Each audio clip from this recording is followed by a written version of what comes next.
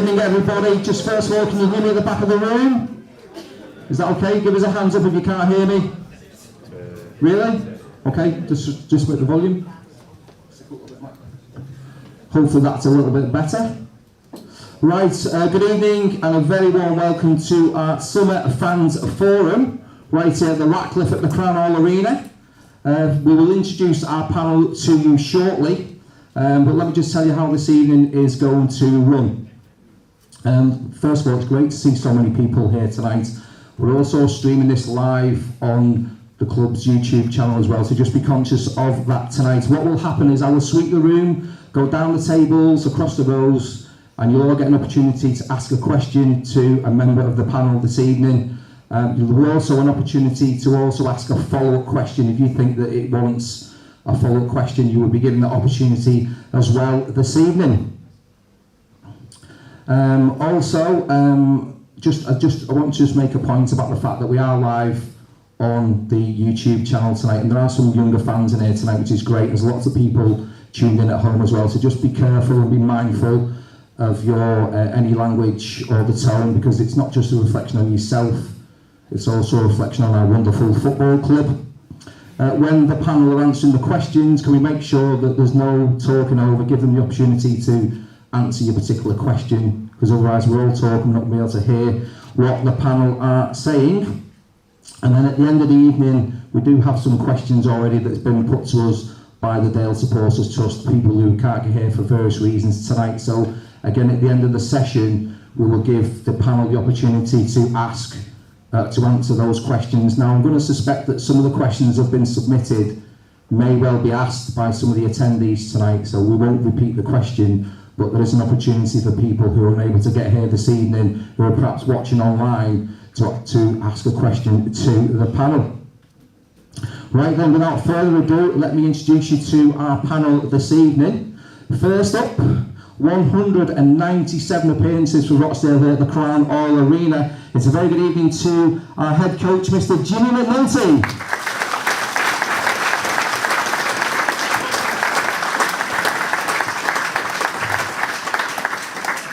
We're also joined this evening by our chairman, Mr. Simon Gage. Big round of applause for Simon.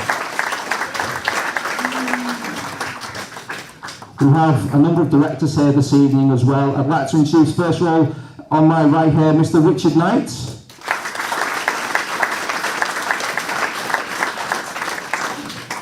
To Richard's right, we're delighted to announce Jamie Sarsfield. And towards the end of the table, we've got the company here of, first of all, we've got Tony Potney. Round of applause for Tony. And we're highly delighted that, as you all know, the Dale Supporters Trust have a director appointed on the board, and it's a warm welcome to Mr. Murray Knight.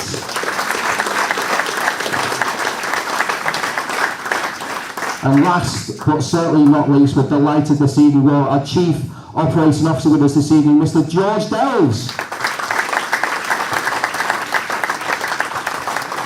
So I'm going to make my way around the room. If you want to ask a question, just put your hand up. We're going to ask your name as well, so you need to tell us who you are, and then you can direct your question. Starting off this evening, we're going to direct questions at our first team coach, Mr. Jimmy McNulty. So once again, a round of applause for the panel this evening. I'm just going to start at the left of the room here, so I'm going to take this table first of all. Is anyone here who would like to ask a question of our manager, our first team coach? On this table here. Can I just have your name? Lisa, go away, fire your question at Jimmy.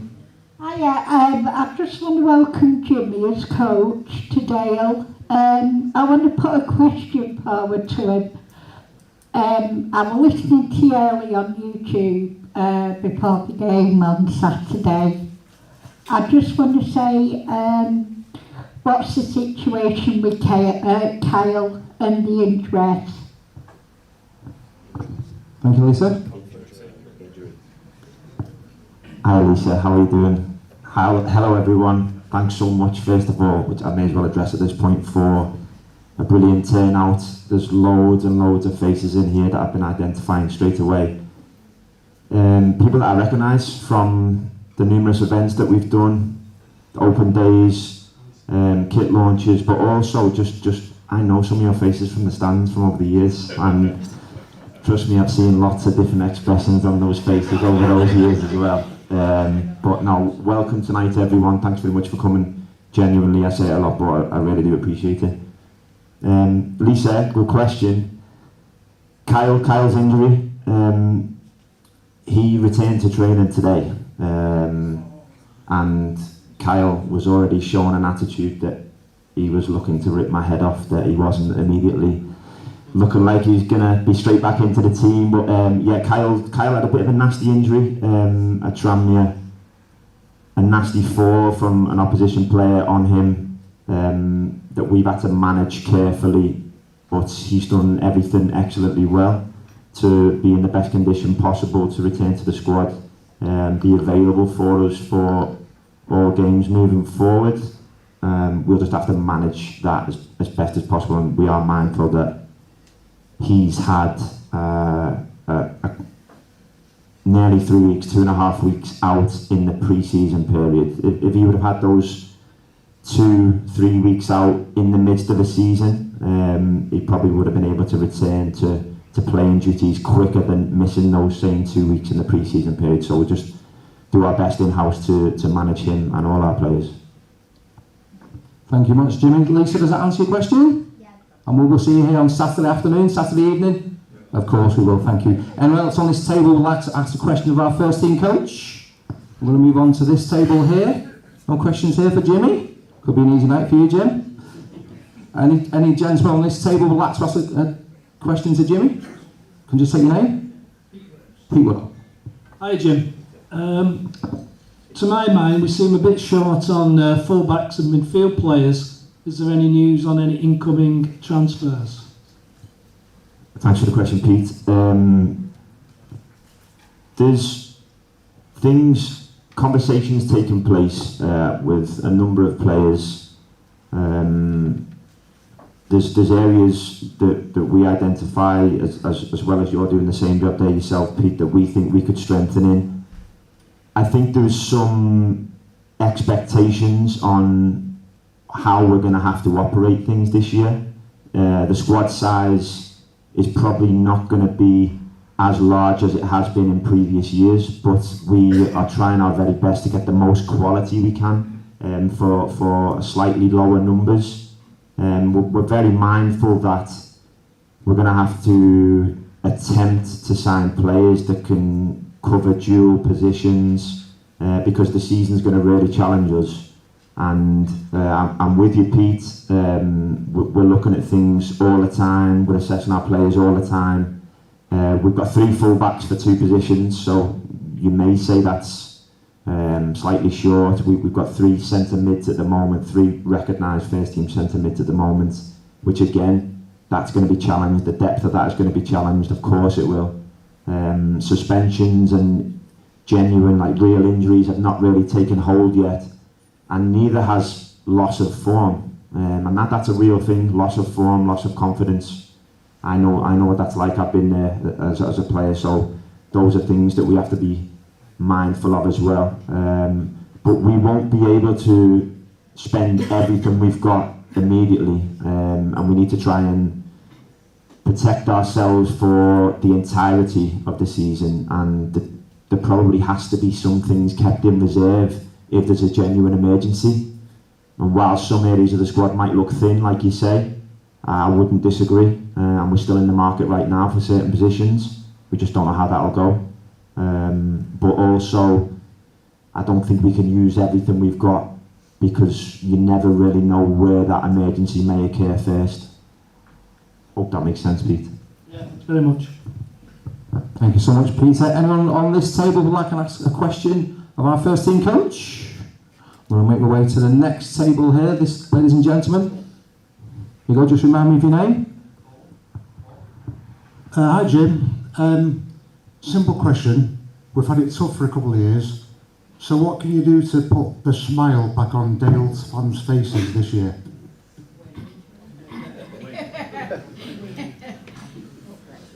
Yeah, wins, of course, cause smiles. They always do. To all of us, inside the changing room, inside the stands, everywhere. But I believe from knowing you all over the 9 years I've been here, almost a decade, and my family have been in the stand alongside you guys so many times. I believe the number one thing you want to see from the team is ultimate commitment. Ultimate effort, and you want to feel represented. I want to feel represented as well as the head coach. I feel deflated if the team doesn't show my values, the values that I tried to represent you guys with when I was on the pitch, when it was my turn. So I feel wins are the obvious one, but everyone in football's after them. We want them every single week, we want them in every single game. But I feel like if you focus on the things that get wins and keep your focus on them, and that starts for me with, I'll use words that I've used so many times now in interviews, but selflessness, putting the team first, getting the right culture in the changing room, that I treat him and him like they're more important than me, never mind as important. I feel our culture's gone missing a little bit in the last few years, in the last few changing rooms, and I've been part of that, so I've felt it. And so when it was my turn to take the hot seat and try to lead us, I felt and still feel that nailing the culture and getting 11 players on the pitch that give you everything, I feel like you'll forgive. I really do. I've played in front of you, I feel like you'll forgive. If you feel represented and you feel like they work hard, I feel like you'll forgive. So while I'd love to promise you wins, I can't. And I won't. But I promise you we'll give everything to get those wins. And I think you're a reasonable, acceptant bunch of fans. And I've learned that from you. I've appreciated playing in front of you. I think you'll appreciate seeing that from my team, and that's what I'll be focusing on. Paul, does that answer your question? Thank you. So part 2, would anything less than automatic promotion back to League 2 be a failure this year?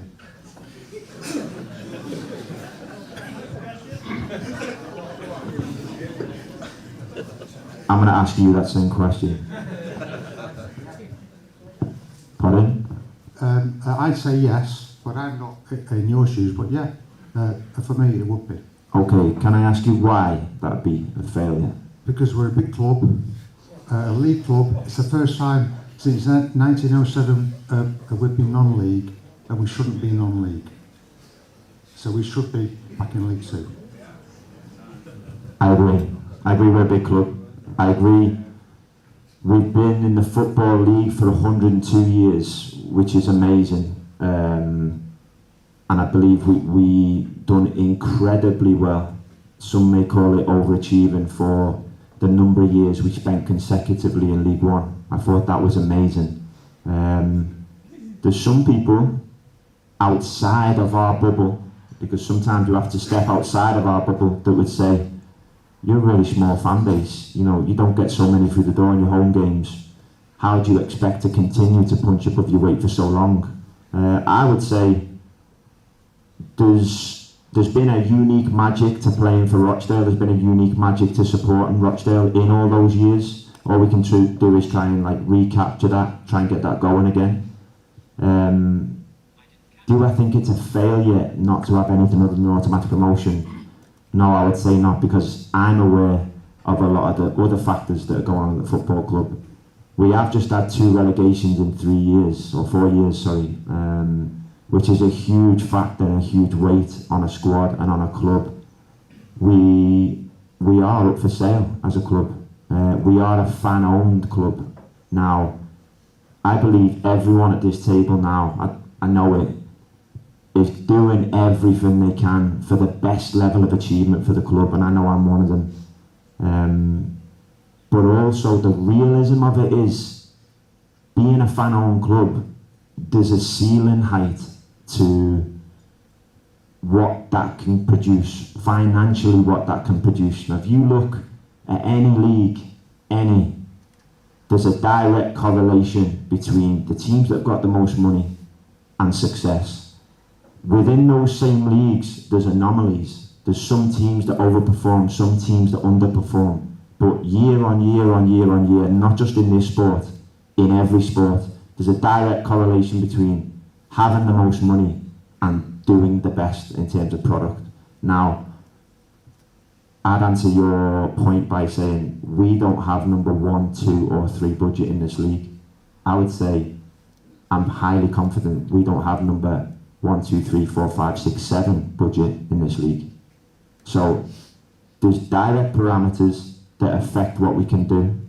All I can promise you is we're doing everything, me and my technical staff, Kev Gibbons, who's been one of the best servants to the football club in my time here, the ultimate example of selflessness, who's given everything, and we're trying to get the team doing that again. So regardless of what situation or circumstances we're under, regardless if we're fan-owned or the club gets took over, we're going to do the very, very best we can. And then I'll let you guys judge what's success and failure. Thank you, Jimmy. Thank you, Paul. Just going to move down to this table here. Anyone like to put their hand up for a question? Yeah. David, and I've always wanted to know about trialists. How do they come here in the first place? And then when they are here, how do you decide if you're going to keep them or not? Is it about pay? Is it about performances? And then, how are they paid while how is a trialist being paid while he's out there on the pitch trying to get a job? Poor soul. Over to you, Jimmy. Sorry, was that question from David? Yes. Good question, David. I can't quite see you, but somewhere over there, I think. David, hi mate, how you doing? Trialists. I wasn't expecting that question at all. Oh, good. It wasn't a question, Jim, it was an audition. So many people want to be footballers, so to try and be a footballer, you have to sacrifice and you have to take the risk. You have to, what I did when I was a trialist, if you like, I wrote letters to football clubs. I worked in B&Q when I got released from my first professional football club. I was a labourer for my dad, who was a bricklayer. I wrote letters to clubs, so, you know, begging them for a trial. A lot of trialists do that exact same thing. Some trialists are put in by agents because they're free agents and they're still getting paid off another club or in the last month of the contract somewhere else. But then also, you get people who are just desperate to be footballers, like Mikey Afuye for us.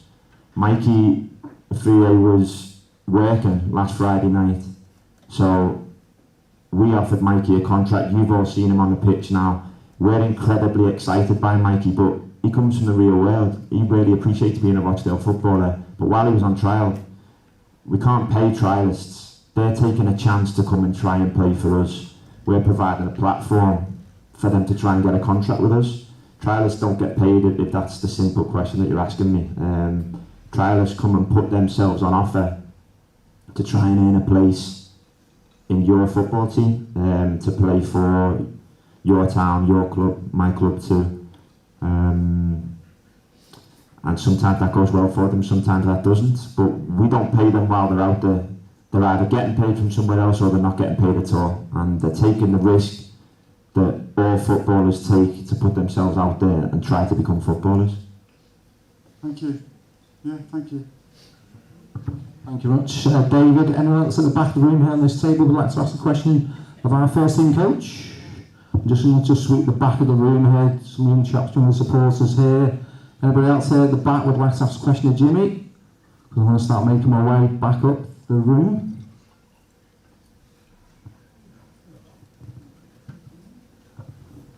Do we have anybody here on this road that would like to ask a question of Jimmy?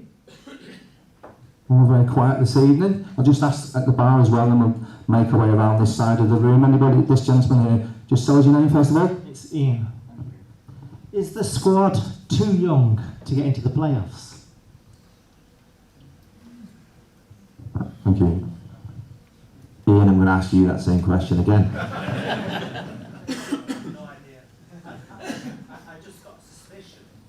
But it may be too young. It's just suspicion, but I don't really know. Okay. Is it too young? I think in previous squads, previous transfer windows, I've sat back and sometimes not realised what we're doing, where we're going, why one transfer window looks so different to the next transfer window. I think it was never my job to judge that, but it's my job to answer this question, so I'll try and do it the most complete way I can. In previous transfer windows, I've seen us sign 5 or 6 really experienced players or with age, and then in other transfer windows, I've seen us sign 5 or 6 players from Premier League 2, really young players still yet to find their feet. I think a blend between all that makes up what most people would think is the most complete squad, but truthfully, there's no real definite makeup to the age of a squad, the design of a squad. Everyone tries to do it in their own way. For me, age is really important, of course it is, but you get different things on offer from different players at different stages in their career. Mikey Afio, we just talked about there, 22-year-old coming in from the real world working, no real experience of football, combined with an Adam Clayton who's played in the Premier League. On the surface of all that, people assume that you're getting a much better service from one than the other, or you're going to be guaranteed getting something of much better quality from one than the other, but we make every signing because we believe, or I believe, we can get real quality out of all of them. They're all at different ages, and I don't think there's any definite formula. You don't know that one and you've got your suspicions. I don't know that one either, and being truthfully honest, but I'm just happy with what we have done. I'm happy with the players we brought in. For me, it was more about what's the experience has been so far in football and what have they still got left to offer. So it's not so much about trying to get this perfect average age of 27.5. It's more about, do we have players that played in the Football League and done well? Yes. Do we have players that are proven at National League level? Yes. Do we have project players who have got so much to prove and so much talent, some of them taking them from local football or lower than the National League, Moshe Bar, Mikey. We've done that in the past with Quadro Bars and Abraham Odo. It's more about what have they got, where have they been, what's still on offer, and why are they here? Because I want people to be here to really want something from this experience other than a wage. It's more important that everyone that is still in this building, and you'll all have feelings about the players that have gone and the players that have come in. But my feelings have always been, I need the players that really want to play for Rochdale, especially after what we've all been through in the last 4 years. So, Ian, I don't know.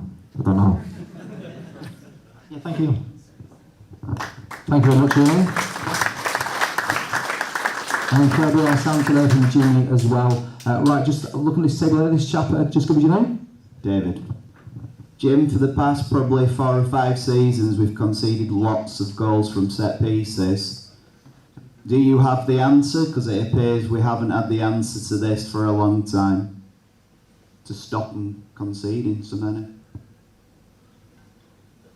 Good question. Again, we have conceded heavily from set pieces over the years. It's been an issue that we've looked to strengthen in a number of ways through a number of different managers. I would say in our short time thus far of competitive games and in friendlies, there's been genuine promise for how we've defended set pieces. I've seen our players in the game just gone there on Saturday against Bradford defend unbelievably from set pieces in front of you guys at the Sandy Lane end, together, organised. Set piece goals across football, the numbers are ridiculous. They define games, of course they do. So we all focus to different levels on trying our best to eradicate as many going in as possible and to try and pinch as many goals as possible from those situations. Us as a technical staff, myself and Kev, who I feel has been outstanding for me in areas like this because his level of detail is outstanding. I think we've seen an immediate upturn in that, and that's something that, while not trying to heap the pressure on our players to deal with them from this moment forward impeccably, because I've said we've been doing so much better at it, I would like to think, if you haven't already noticed an upturn in that you maybe go away and take a look at how they've been under myself and Kev's stewardship, because I'm feeling very confident about the team's sudden change in product for set pieces against, for sure. I still want us to begin to add more goals from our set pieces, but the way we've been looking over the last 8 games of the season, over this pre-season, from set pieces against, and we've faced a lot, by the way, because there's been some other things that we're still working on to try and stop giving so many away. I'm really enthused about how the team, and it's a team moment, it's not an individual moment, it's a team moment, but I'm really enthused by how the team have been defending those moments so far. Thank you. Thank you very much, Dave, for your question. Any other chaps on this table would like to ask a question of Jimmy? I'm just going to come across this row here, and I'll just squeeze through there, thank you. Anybody on this table here would like to ask a question of Jimmy? Across this row, you chaps? Okie dokie, we'll go to the next one. We'll come to these tables at the end. We're going to do the rows first of all. Just going across this row here. Anybody here would like to ask questions? Put your hand up if you'd like to ask a question. No? Okie dokie. This row here. We'll squeeze through here. Just tell Jimmy your name and Hi, it's Matt. Jim, are you still registered as a player? And under what circumstances do you think you might have to play, if so? And also, what area of the pitch would you really like to strengthen now?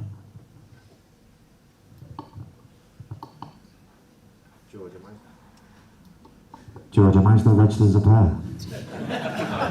Retired. 100% retired. George says I'm 100% retired, and I think that's best for all you that I am.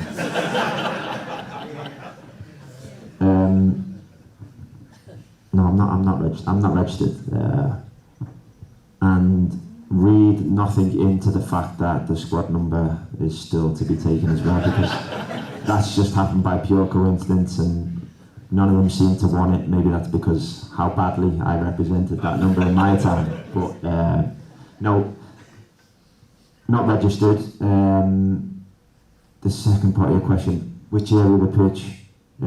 Truthfully, I still feel we are low on numbers for the front wide positions. I think we could do, or we would benefit from an extra player in the front wide positions, and to expect us to go through the whole season with only 3 centre midfielders, I think could be a big ask. So they're the 2 immediate positions for me that I feel we'd have to utilise whatever money is available to try and strengthen. If there was unlimited money available, I'd be answering that question in a different way, but I know the parameters, I'm happy with them, I agreed, to take this job on those parameters with pride. Everyone at the table has done everything they can for me, and they continue to do so. If the situation at the football club changes moving forward, and suddenly one of you guys is a secret millionaire and is about to take over and give us a fortune, that question might be a little bit different. But wide forward, centre midfield, I would say, are probably the priority areas that we would need some help from if we were to use any funds. Does that answer your question, Matt? Great question, by the way, and well answered, Jimmy. Right, we're going to go across to this next row here. Just put your hand up if you'd like to ask a question of our first team coach across this row here. Okay, we've already done here. Anyone on this row would like to ask the manager, the coach, a question? There you go, thank you. Just give us your name. Peter. Jim, the last few seasons, our squads look like they've been lacking in fitness towards the ends of the game. How do you think this squad will do this season?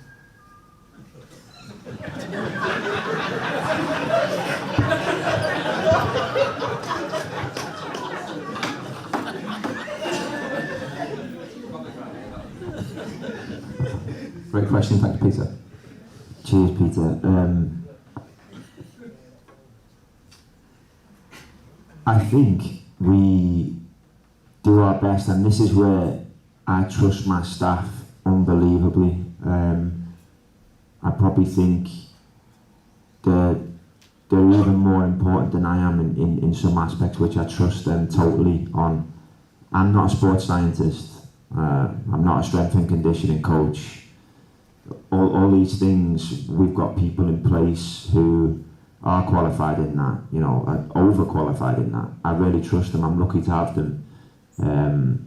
Kev came from that background himself after being a footballer and going into coaching. Ben Eakins, you know, for me, is an expert in that field.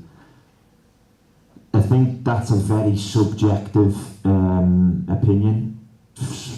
What some people would say looks like a fit player, some people would say looks like an unfit player. I'm probably not going to comment on how anyone else has done this job in that regard as much as possible. Try to avoid that as much as possible. And all I can say is that we've got a programme that we believe in terms of keeping the players fit, keeping the players at optimum fitness to try and peak their performance for a Saturday or a Tuesday night as much as possible. And of course, that's not just for 15 games or 30 games, it's, you know, it's for the entirety of the season.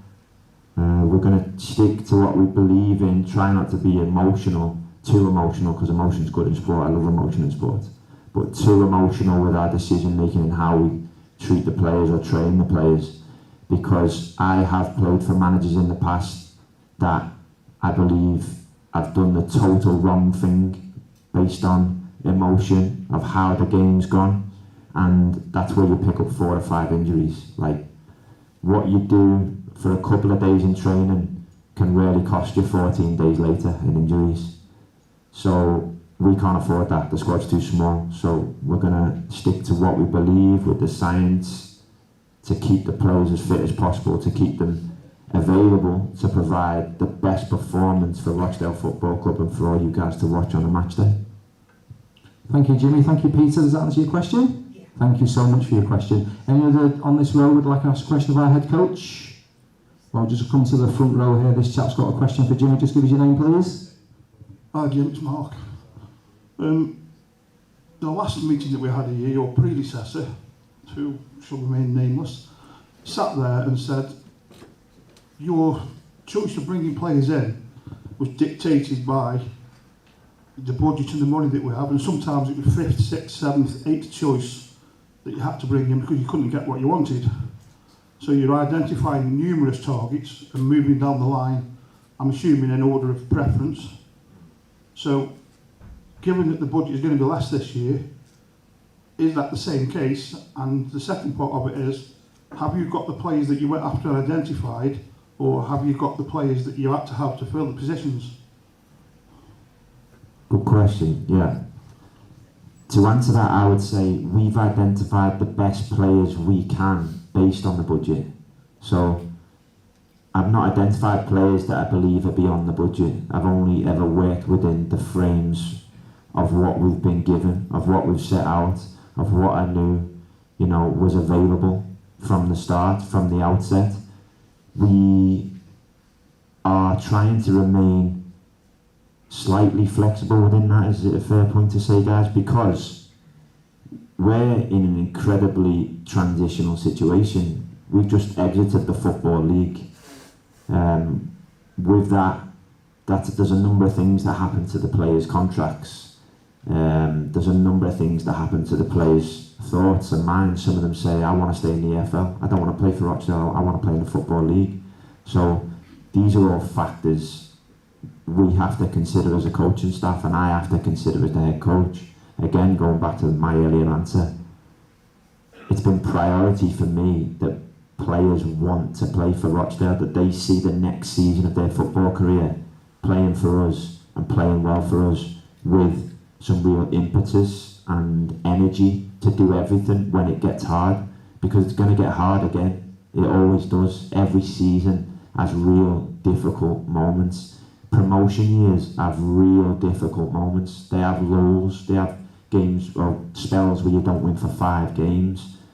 I need players in those moments that aren't thinking, I want to be out of here, I want to be in the Football League, I'm better than this. So that's been something that's been at the forefront of my mind, knowing that those moments are coming, knowing that there's going to be moments where you guys get really frustrated with our players and you let them know. I've got to judge how are they going to react to that. I have to sign players knowing that. I have to sign players knowing the difficulties of what the players face out there on the pitch, because I've been one facing those same difficulties from you guys when you've thought, I've done a bad pass, my header was shocking, I should have tackled that lad, why did you get booked? I've done all that. So I'm veering away from the point a little bit, but I've signed players based on the parameters I've been given and considering all those factors, and then the number one being they want to come and play for Rochdale. Every player that's come in for us this season wants to play for Rochdale. Everyone. That is the most important point. We're not down to 7th and 8th choice targets. I don't know which manager said that previously. I don't care why they did, but we haven't done that. We've got a new process for signing players, and it's one that everyone at the table has done it to try and make us a better team, to try and give you guys the best team they can. Everyone's done it with good intentions and good faith. Can I just ask one quick follow-up to that then?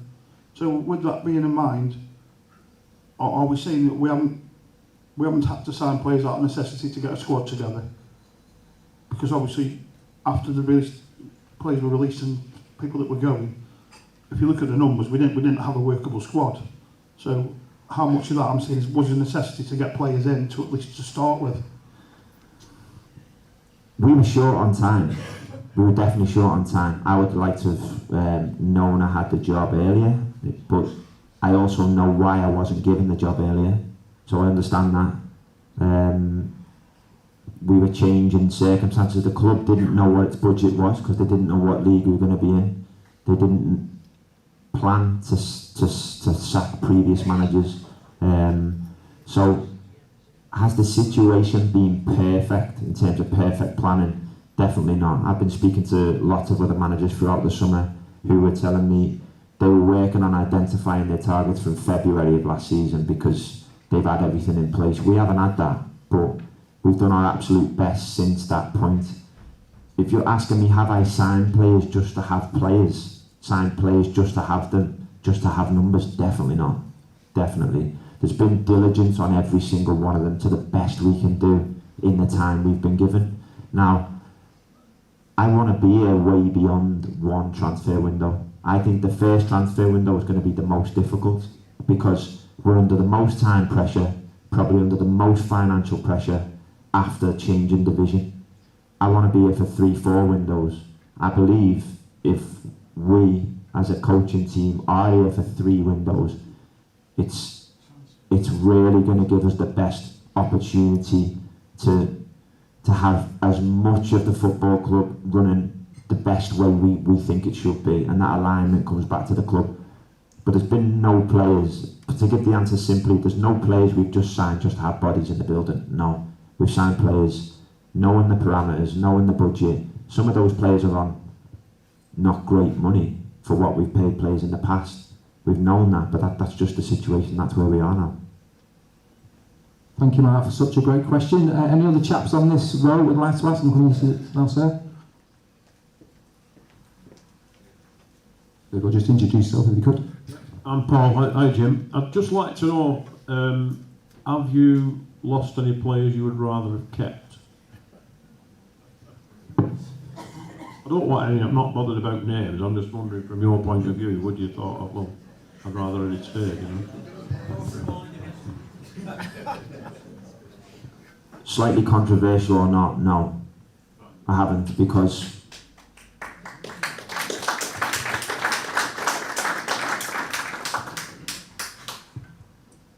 everyone that's still here wants to play for Rochdale.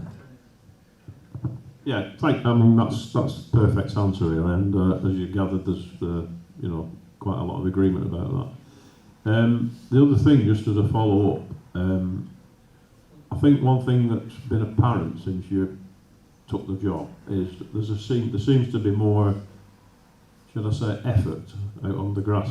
One thing that's been apparent, I think, over the last couple of years is that people just don't look interested. You know, they're wearing our shirt, but they could, you know, their minds are elsewhere. They don't seem to be giving the commitment that they ought to be giving. They don't seem to have the interest that they ought to have, or they don't, even worse, seem to have any concern when they're coming off a field having been beaten. You know, they don't look like they could be bothered. And that, you know, I mean, that is absolutely unforgivable, really. That's the one thing we as supporters of this club expect, that they'll give everything they've got. Well, if they get beat by a better team, they get beat by a better team. That's football. We can all accept that. But we can't accept no effort. I think that's the thing I'd like to say, really. Yeah, that's a shame that any game ever finishes and that's a feeling that you take home. That's something that myself as a footballer, when I played for Rochdale, never wanted you guys to go home feeling, certainly about me, but not about my team either. I always thought it was very important to acknowledge you guys after games, in public appearances, as much as possible. You know, my dad always taught me, show the fans as much appreciation that they show you. They've come to support you. Now, don't get me wrong, at times we're all human and emotions affect our actions, and sometimes us guys don't show the best actions because we're affected by emotions, and I think sometimes you guys don't show the best actions when you're affected by emotions. But I believe everyone in this room and almost everyone that comes to our games has got the best intentions because they want to have the best day possible, and we all want to achieve the same thing. It's a shame that at times you felt your team hasn't reflected that for you on the pitch. I would say it's the one thing I want to never be seen from my team, from our team. But I do believe, probably because it's football and it's subjective, there's probably going to be some days this season where you go home saying that about my team as well. And that'll hurt, it'll hurt me, and I know it'll hurt the team, but it is something that's said a lot about any team that loses any game. And sometimes there's different reasons that they aren't the reason, but it's the number one thing that I'll be trying my best in every single game, alongside all the tactics and the set pieces and everything else. The one thing we're going to work hard every single day is that you give everything in every moment. And some days you probably won't even be satisfied that that has happened, but I hope that most days you do, and I believe as a fan base you're amazingly supportive of any player that you feel shows that for the team. My job, Kev's job, our job is to get a full squad of those players and try and make you all proud game after game. Thank you, Paul, for your question. Thank you, Jimmy. Just going to move to this table here. If you'd like to ask our head coach a question, just raise your hand. Nothing on this table. I will move down to this one here. I think we have a gentleman here. Just give us your name, please. Rob. Has everyone who was transfer listed left?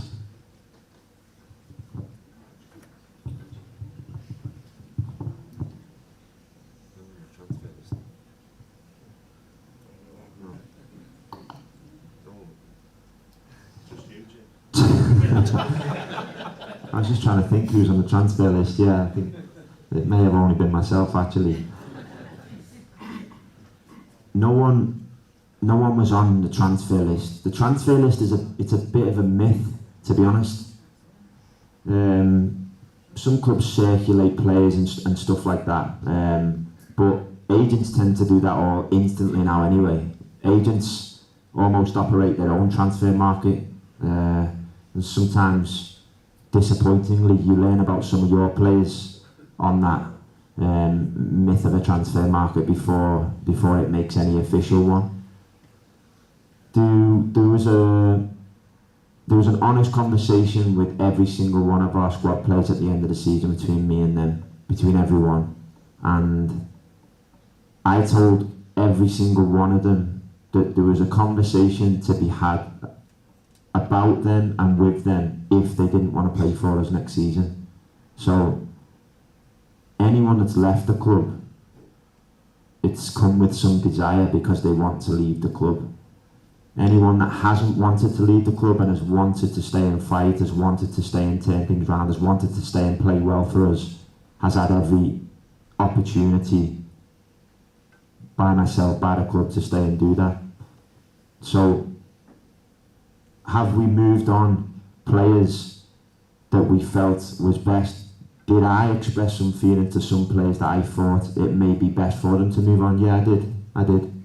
I have done. And there's been movement. You've seen the squad. Boring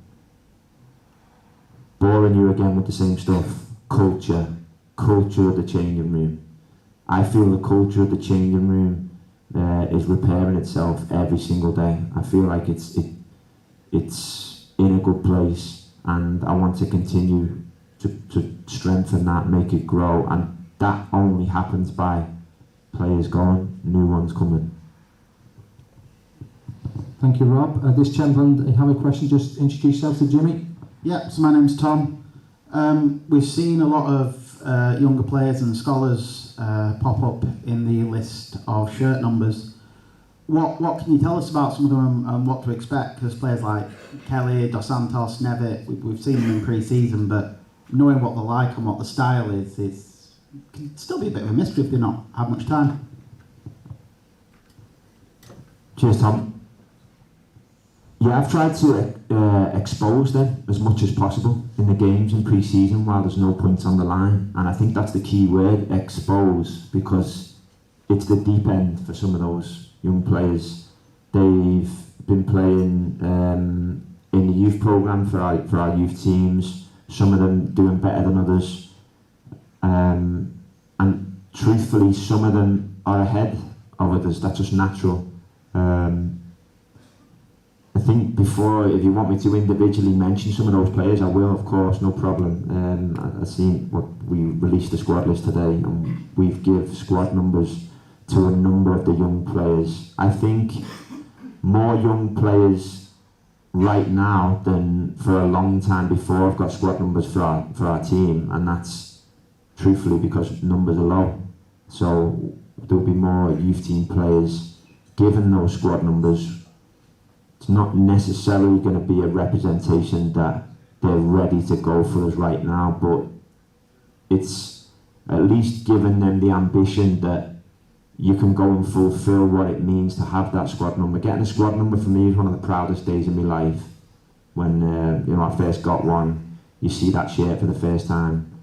I didn't put it on Instagram or Twitter or nothing like that because that didn't exist then, and I wasn't a social media man. But it was a proud moment to take a photo of that shirt and have a squad number, and that's going to be a really proud day for those young players and their families now to see their names up there alongside Ian Henderson and those other guys.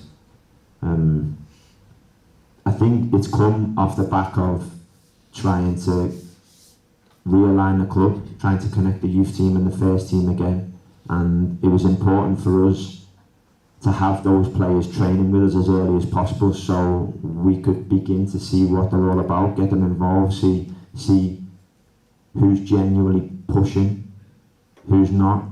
We get recommended the players from Lee Thorpe and the guys in charge of the youth team, and we've brought them over. Myself and Kev have thought it's so important to get our youth team back involved with our first team because there's been a disconnect.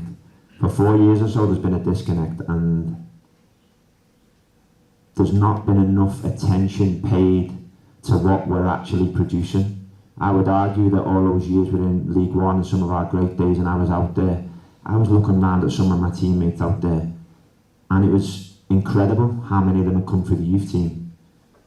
But that came because that youth team connection had been there for multiple years up until that point. Multiple years before you see these players playing as a collective, have they been going through the system. Class of 92 is a perfect example of that.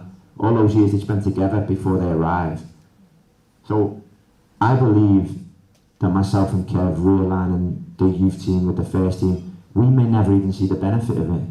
We may never even be around long enough to see that, but I think it's important for everyone here, because we all support Rochdale, that we did that again. But digressing. Darren Ehimaniego, positive forward going player, can play down the middle or wide, skill, powerful, dynamic, and yeah, he's looking to threaten the front places in the squad. Young Oscar Kelly, fleet-footed, flying winger, can play up front as well, probably for the youth team, maybe not for the first team just yet, but composed in front of goal. We've got Kevin Dos Santos, John Dunlop, been training with us as well. Brad Kelly's not quite a youth team player anymore, he's a pro, but came through that system. We've exposed him this pre-season, played genuine games for us, in important games, which I think has benefited him no end. George Nevitt were brought in with us the end of last season straight away to begin to train with the first team and look at him with our eyes firsthand, how he does in the professional environment with the professionals. As you all seen, just signed his first professional contract, which he's fully warranted, fully deserves, and he's probably the example to the rest of the young guys. I won't name all of them, but he's probably the example to the rest of the young guys that every single day application to be the best you can and to try to get into the Rochdale first team and to try to do everything that the coaching team is saying and to stay late in the afternoons, do all your extra work, do everything in all areas, and in our environment you'll be rewarded for it. George has shown not only the quality on the pitch but the quality everywhere, and he's coming across like a good human being, a good individual, the type of sort that this gentleman said, you know, he wants to see playing for the team. Oh, we want to promote those players within our own ranks rather than sign them from elsewhere. But yeah, I think if you've been watching the pre-season games, you've had a bit of a feel to what those players are like. Truthfully, some of them would be short to be in our team right now come league games, but it's been important this pre-season for them to at least see that you can make our first team with the right behaviours and attitudes. Sorry, and just sorry mate, just one other note. So all the players that Jim's mentioned there, everybody gets an opportunity if you obviously follow the youth team. So just as an example, I plug it every year, the youth team. So this Saturday the season starts and they're playing P&E under 18. So like I said, if the players aren't going to be involved in Jim's team, you're more than welcome to go down and support the youth team, see the lads that are coming through. So go and see the lads that Jim's talking about. Like I say, I plug it every year, but it is a good watch. So like your Oscar Kellys, you know, these sort of players, you can watch them on a Saturday. So in just a slight follow-up, I know it can be awkward to discuss individual players, but this is hopefully in a positive way. Cameron John seemed to be out in the cold for almost all of last season, and now he seems to be back and starting regularly in the pre-season friendlies. I was just wondering what's maybe gone on with Cameron or where you see Cameron going forward. Cameron John's like the rest of our players. He's fully committed to playing for Rochdale. He wants to play for Rochdale, he wants to play for me. He wants to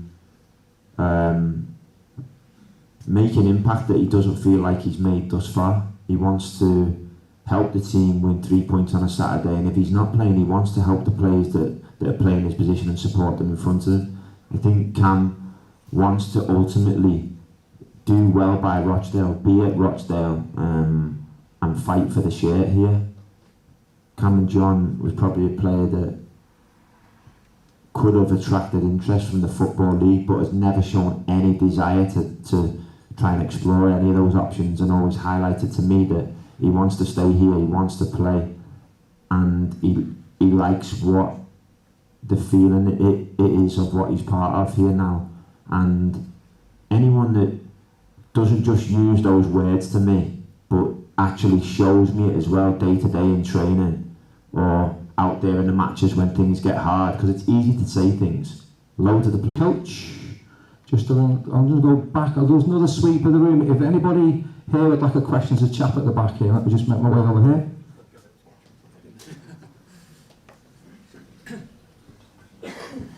Hi Jim, it's Boris. I know this has wound supporters up the past few seasons, so can I ask you your view on playing out from the back?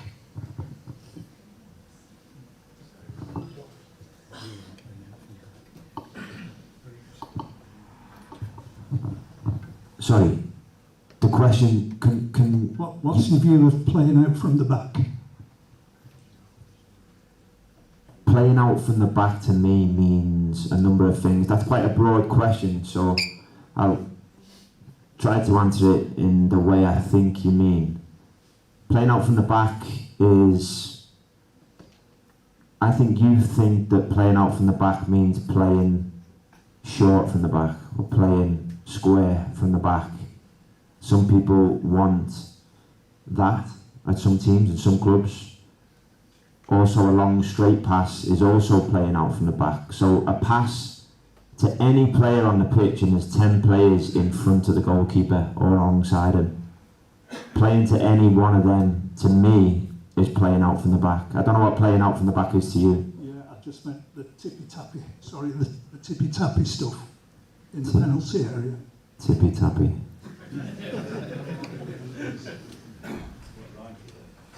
Genuinely, I've said a number of times, I'm not going to go away from the things that I believe. We're not a total football team. I've said to make it easy for my players to understand, and anyone who wants to ask me the question, just to simplify it, I don't believe in total football, I believe in total options. We play sometimes short, but if you've focused on the games to this point under me, you'll also see that sometimes we've gone devastatingly in behind straight away. For goals and for opportunities, one springs to mind, get an opposition goalkeeper sent off, one pass straight in behind. We are going to set up in a way that gives us the option to do everything now. I inherited a squad. I'm now building a squad. So I want to build the squad in a way that gives us all of those options, total options, not total football, because I don't believe you can play just one way all the time unless you've got the most money in football. So we're not going to do that. Tippy-tappy, I'll leave that to you, whatever you feel tippy-tappy is.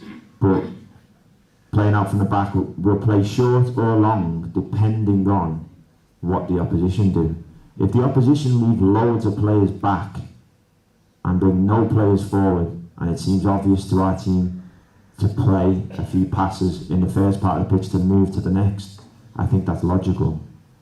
If the opposition bring all their players trying to win the ball off us, and they leave 2v2 at the back, 3v3 at the back, 4v4 at the back, we'll pass straight to that. So, playing out from the back, that's my understanding of playing out from the back. Whatever the opposition don't want us to do, that's what we'll try and do.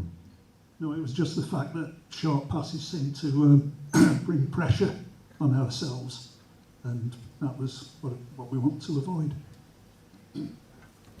Pressure is subjective for me. It's opinion based. So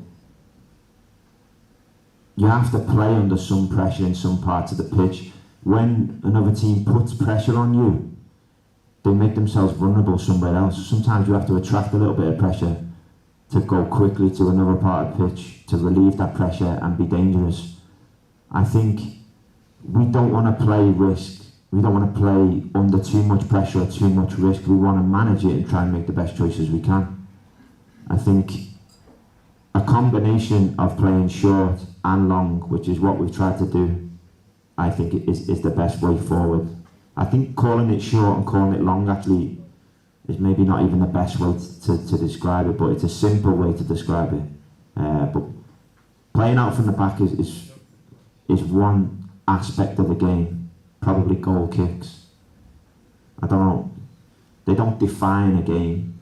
There's so much more to the game. They're one aspect of the game and we focus on them like we do with everything else. But playing out from the back is playing to whatever our best option is.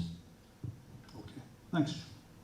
Thank you very much, Boris, for your question. If anybody would like to ask our head coach a question and I've missed you, or you perhaps thought of a question, just raise your hand and I'll come straight over to you. Looks like we're okay. I'm seeing I've got a hand over here.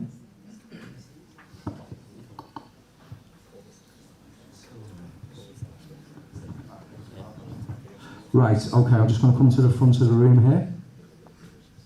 We have some questions here for the head coach from members of the Dale Supporters Trust who are not here this evening. So I'm going to ask you this question. I don't have the name of the person. The question says, given last year's relegation, was there ever any thought about changing the captaincy to one of the more vocal/visible members of the squad, such as Ian Henderson?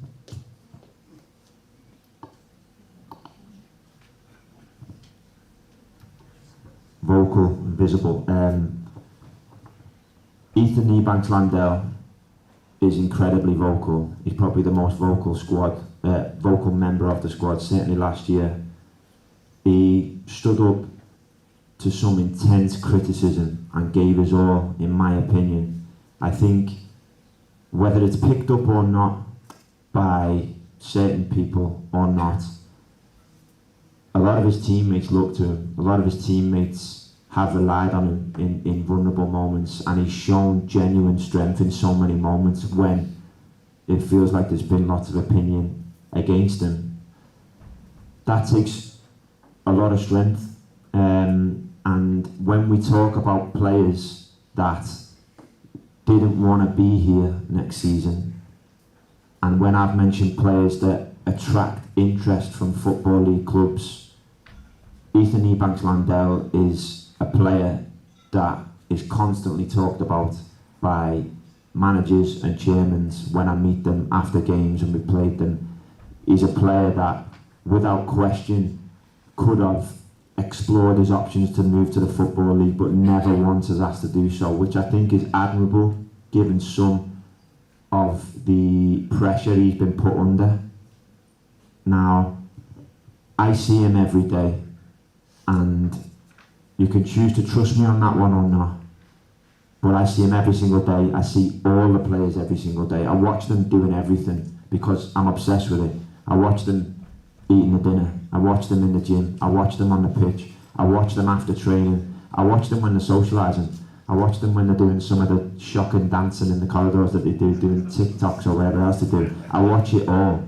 Now, Ethan's a leader, and captaincy, just like any other decision, is something that I've thought deeply about. I've thought deeply about everything that I can think deeply about. Now, I see no reason, I don't see any lack of leadership skills in Ethan that I see better fit in somewhere else. I think he's a leader, it's interpretation. I think he's done a brilliant job leading us. He gave us all in all moments, and I think that's what's the most important thing. Great answer, thank you, Jim. Just two more questions if we have time.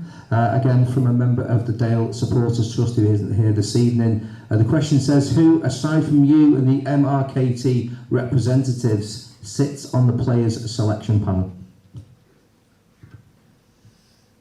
Myself, my technical staff, the MRKT representatives make the bulk of all decisions, with myself being the key person at that table in terms of making decisions, of course, because on my head be it.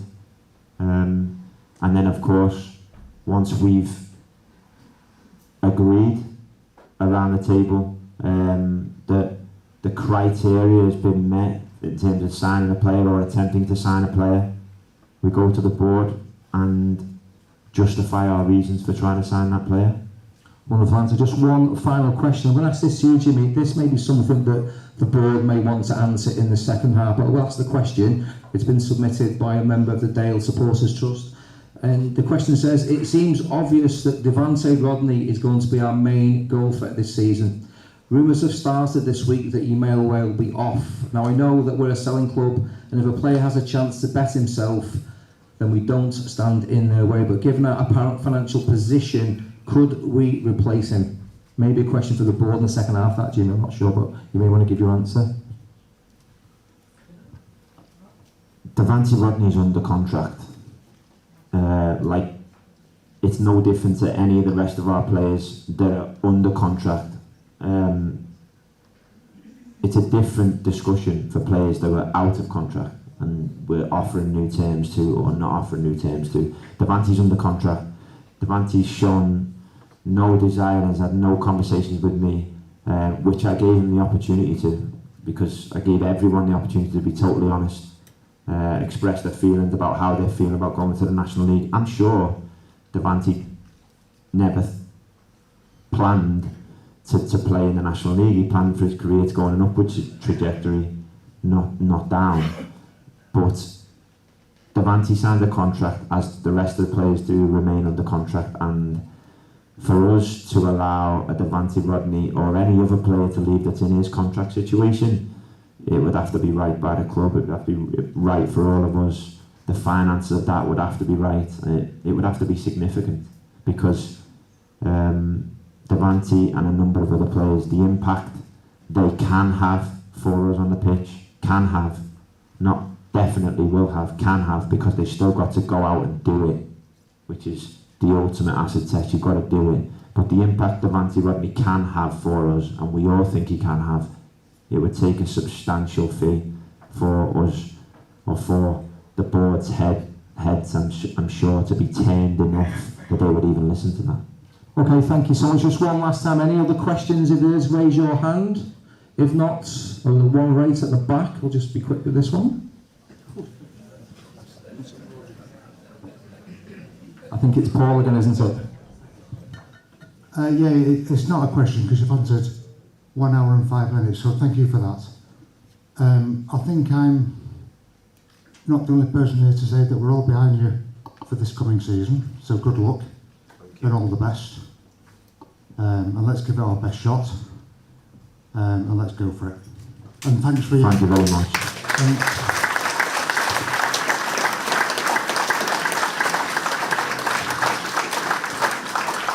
And then the final point, thanks for your candid answers today. I've listened to you on YouTube and couldn't understand a word you said, but I must admit today, you've been legible, you've been great, so thank you for that. So, fair play. Thank you. Thank you so much, Paul. Ladies and gentlemen, can we please show our appreciation and acknowledgement to our first team head coach, Mr. Jimmy McNulty.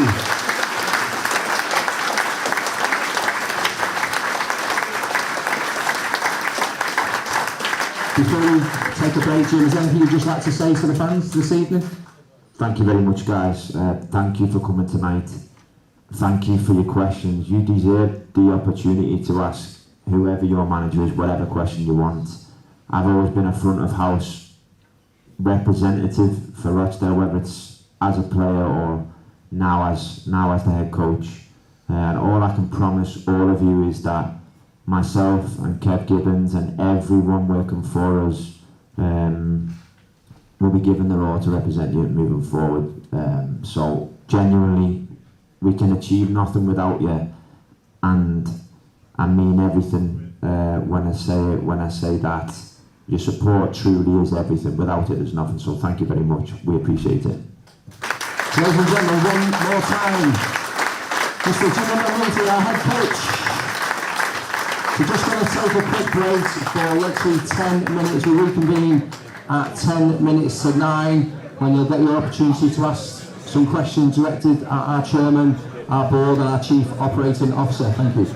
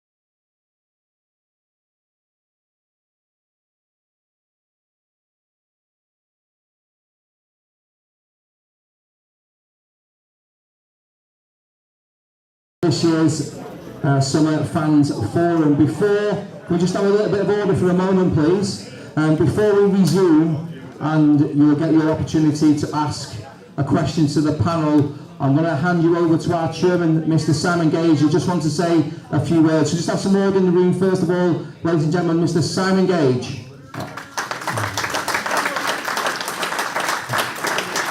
Good evening, everyone. I thought before we started taking questions from the floor, I'd just say a few words on investment into the football club and also about the upcoming EGM, and because I dare say there'll be quite a few questions on those subjects coming up, so it might answer a few of the questions before we start off. So we've been looking for investment in the club now for a period of time. Everyone that we've spoken to regarding investment in the club has signed NDAs, so if there's any questions asking for names or details of anything, it's legally impossible for us to give those details out.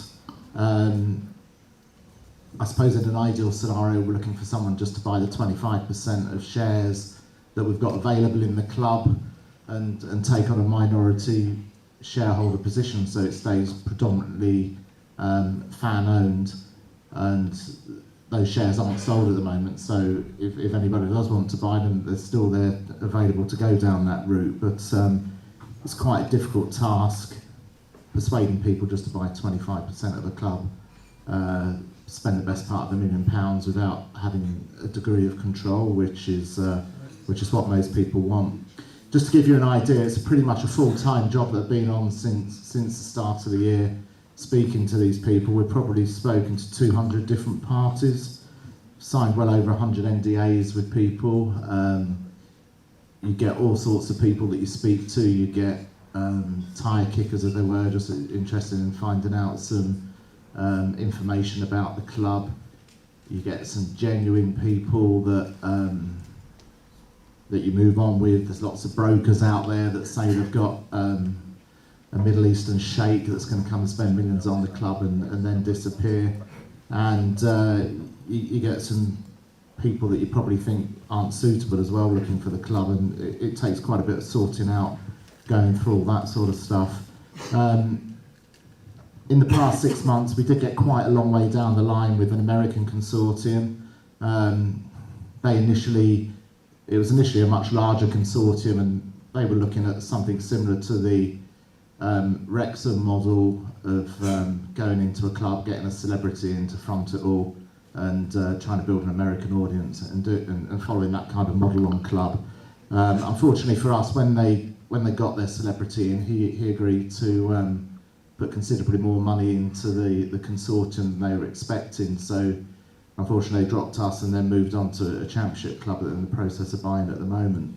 The fallout of that is a couple of members of that consortium that we were talking to loved the Rochdale club and the whole ethos of the place, and we went a long way down the road with them as well, but this guy was putting together a new consortium, and sort of at the 11th hour one of the consortium members pulled out, so nothing's happened there yet either, which means we're talking, went out really starting looking for other people again. At the minute we've got 5 live interested parties that we're talking to. We had an EGM last November where we issued more shares in the club. Those shares were required to assist in the cash flow of the football club. We knew we were going to get short of cash without that money, and unfortunately those shares haven't been sold yet. So to have a plan B and stability in the club moving forward, Richard and I have agreed to potentially lend the club £350,000 to even out that cash flow over the coming months to give us time to develop the conversations with these 5 interested parties at the moment without any pressure of survival. And that's the reason why the EGM's being called.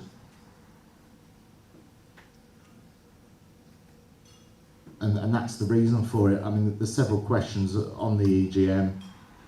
We got quite close to. We thought we'd be able to sell the club by the start of this month, when it was apparent that wasn't going to happen. That's the reason for the calling of the EGM at this timing, and we're not prepared to put any money into the club without having a little bit of security over that money that we're putting in. We're both in it for more than we probably ever planned on being in the club for at the moment, and what it basically means is that if the club was to go into liquidation, for that portion of the loan only would be the primary creditor to get our money back. But that's not a scenario we ever intend to go down, and the hope would be that as soon as investors found that the loan gets paid off and the club just keeps operating as it has been. So yeah, that hopefully gives you a background information. I'm sure we've got some more detailed information. I'll answer all questions on investment and the EGM, and my fellow board members that are a bit more involved in the day-to-day operation will answer any questions on the club from that point of view. Okay, thank you very much, Simon. Similar to with the head coach, we'll work our way around the room, we'll sweep the room. Just put your hand up when I come to your table. If you have a question for the panel, we'll direct your question. So we're going to start on this table here. And on a question for the panel, thank you. Just give us your name when you chat. Hi Simon, it's George, as you know. The question that most shareholders seem to be asking is really the more detail about the loan itself. Is it interest bearing? When will that interest be paid back, etc., etc.? How much more can you tell shareholders? I appreciate you can't possibly say that, the detail here. Well, I want to be open and transparent about it. That's not an issue. So there's a process to go down here. So for starters, it's not definite that the club will take us up on that loan, but it's not an overnight process to get the loan or being in a position to do the loan with security. So we have to go through shareholders. So the first step of this process is to go to shareholders and say, are you prepared to accept a loan on the secured basis? The next step is if the club needs to call that loan that we've agreed to do, then it can talk to Richard and I and come up with commercial terms for that loan. I think the number we've talked about, be open and transparent about it, is about 6% interest. We borrow the money. The problem is that the football club, we're cash poor and asset rich, so we've got this asset here in the ground, and not anybody, the council, mortgage lenders, banks, we've talked to everybody and nobody will lend us any money against the ground. So it is almost a position of last resort. So Richard and I are in the fortunate position, maybe we can borrow money at a lesser rate and cover it like that. So the overall, no, we're not making money on it, no. It's not, you can't just borrow money. So we're borrowing money to lend, or personally I'm borrowing money to lend to the club, yes, so I won't.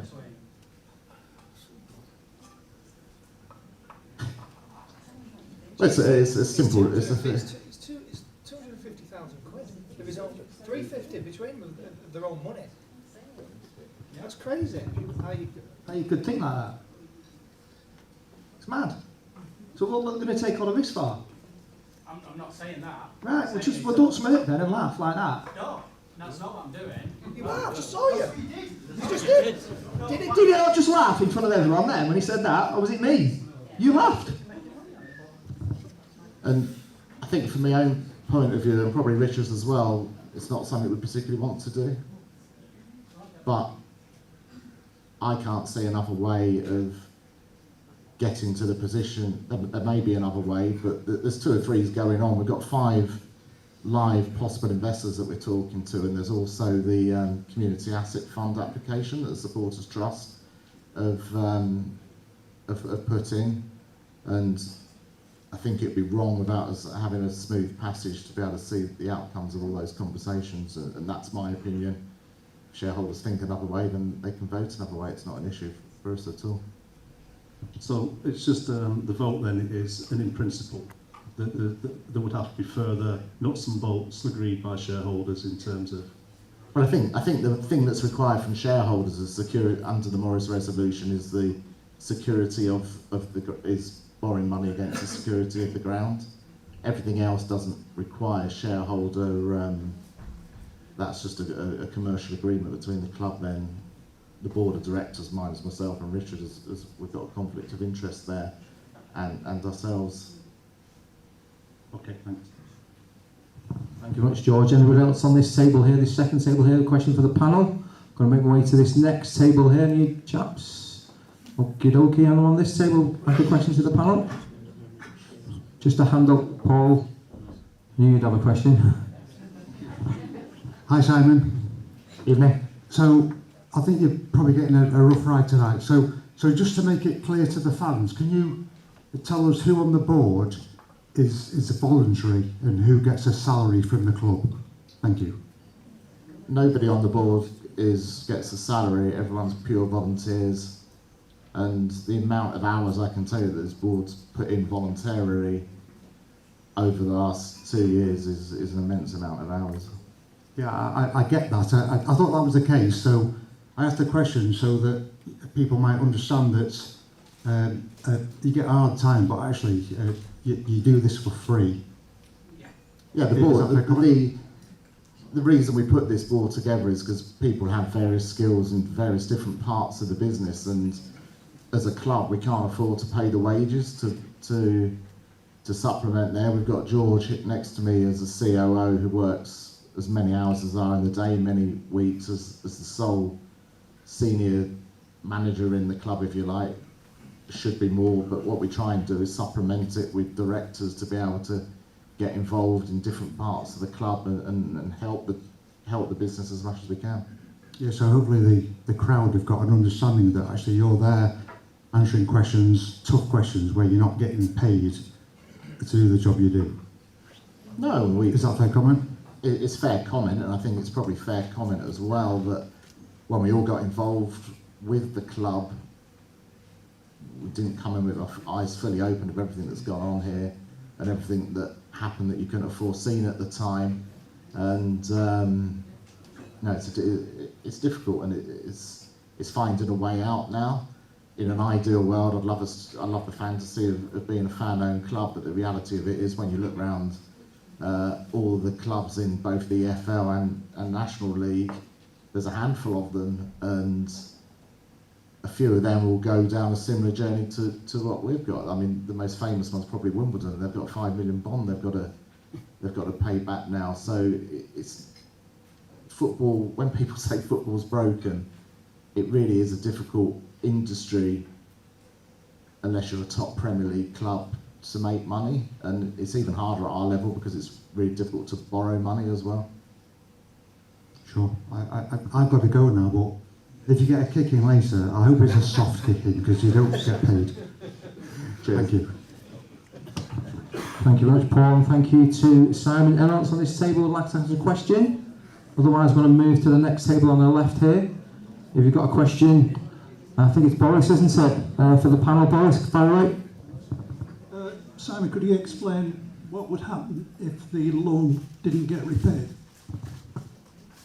If the loan didn't get repaid? Yeah. Well, there's two scenarios on that, isn't there? There's one scenario that we get a buyer for the club and the club remains solvent forever and they just don't agree to pay it back, but we'd probably, in a loan agreement, have some provision for that. So that's not a scenario. And the only other, there isn't another scenario where it wouldn't ever get eventually repaid. There's no time scale. It's going to go for 3 months. And there's no actual time scale on this loan. We aren't sort of lending the club the money and we want it back in 3 months, 6 months, 12 months.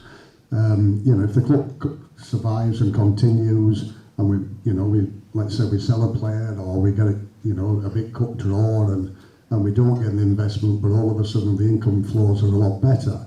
There's no desire from Simon and I to call that loan in. Okay, yes, we are going to get some interest on that, but you know, that's just a commercial thing. That interest rate is far less than you would pay anywhere else if you were going borrowing money. I defy anybody to go and borrow £350,000 at a straight 6% rate. I think that, you know, when interest rates of Bank of England rates have just gone up to 5.5% or 5.75%, whatever it happens to be, you're just not going to get that loan at that sort of interest rates. But there's no desire for us to call it in. If it happens to stay there for 2 years, 3 years, 4 years, it stays there for 2 years, 3 years, 4 years. Hopefully, from my side, you know, we have somebody comes in and buys the club, and then, you know, yes, we get our money back, but it's not on a fixed term or anything like that. If it stays there, it stays there. Yeah, but you know, if the money runs out, do we have to borrow again? Yeah, that's where the problem lies, unfortunately, because it's certainly I've made it clear that this amount of money that I'm putting in, that is a maximum for me. I've got, you know, 2 children, one of them just coming up 18 next week. You know, I'm messing about with this future a little bit, if I'm honest with you. You know, that's money really that I'm putting in that, you know, should in inheritance go to be shared between my son and my daughter. So I don't tell my daughter, she'll bloody kill me. You know, but I've got £125,000 for the shares. I never signed up for that when I was asked to become a director. You know, there was a £25,000 sort of buy-in, if you like, to come on the board. But then had the Morton House scenario that everybody, all of the directors chucked in a sizable amount of money. It's not had to do with the maths, it was just short of £500,000 between 7 people, so work it out.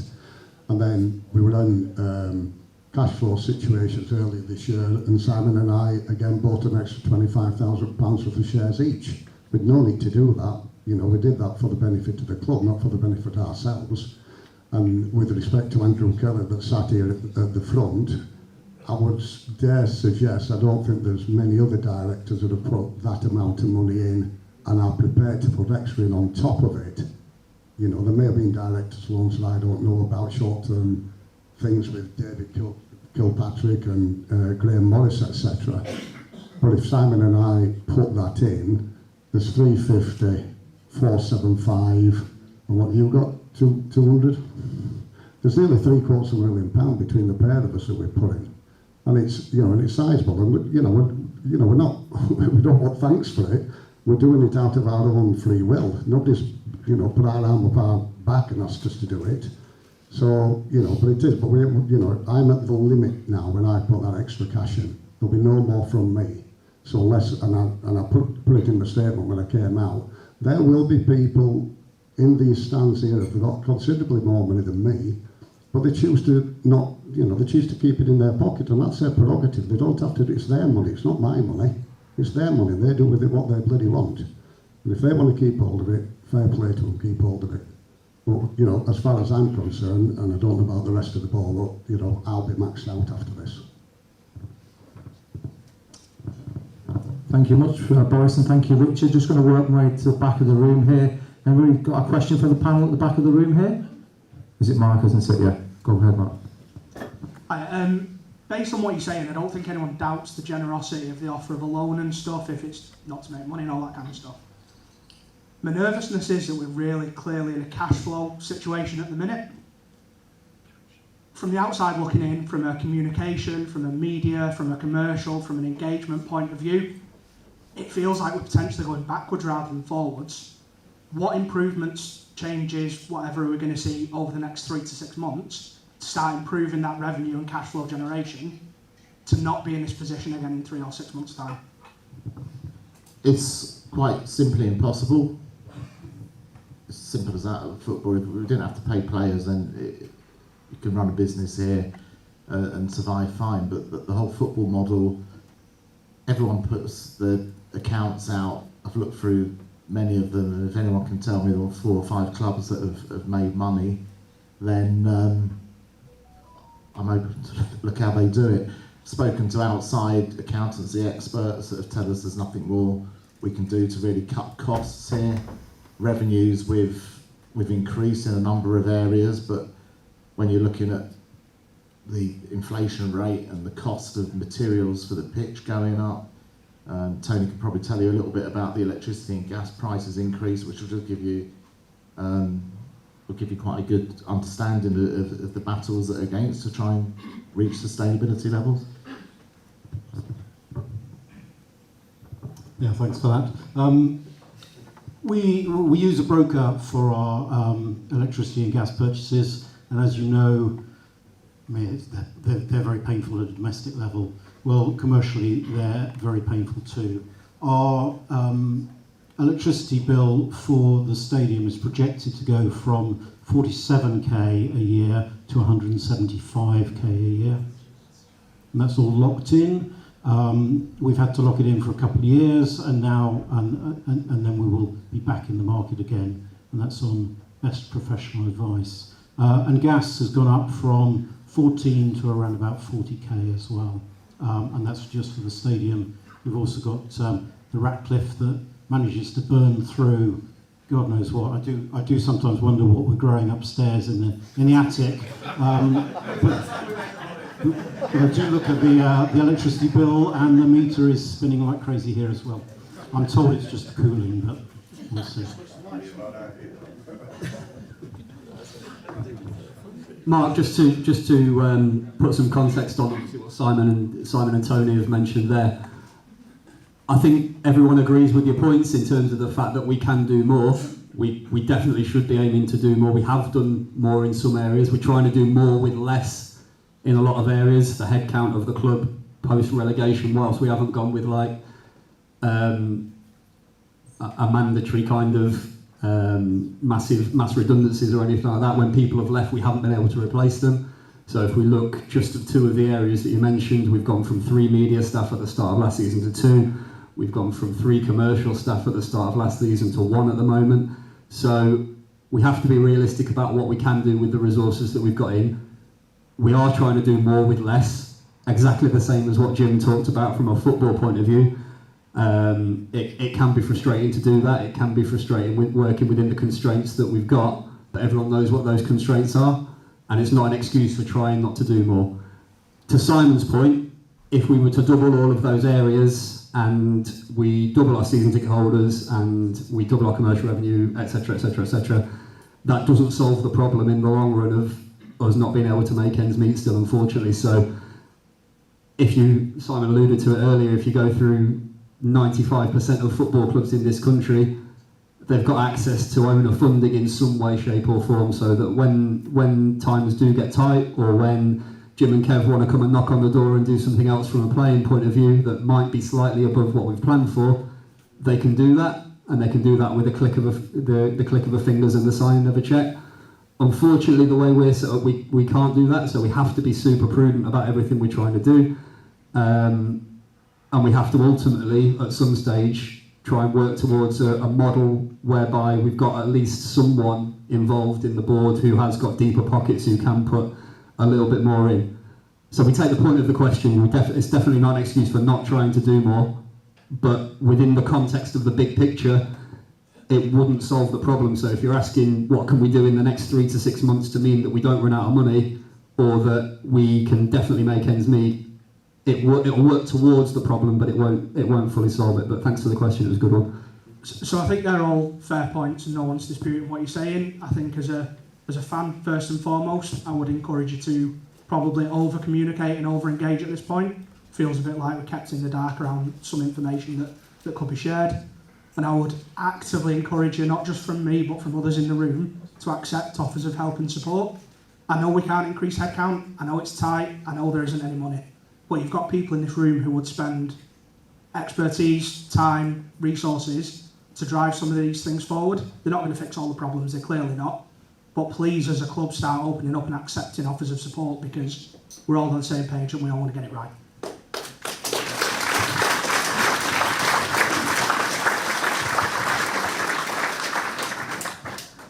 Thank you, Mark, and thank you to the panel. We're just going to move across to the next row here. So you've got a question, this chap here, sorry. What's your name? Okay, Kieran, go for it. Moving on from what Mark said, it's mainly aimed at Richard Knight in particular.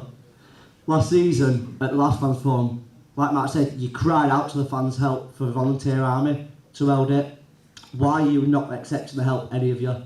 Off us to put us on the same page. I've emailed several lads to offer help if you need it round the ground with plumbing in my area and heard nothing back. You know, if you want us to help, accept the help, but don't come out and say you want help and then just not respond back because it's quite rude. And it can basically come across as quite arrogant.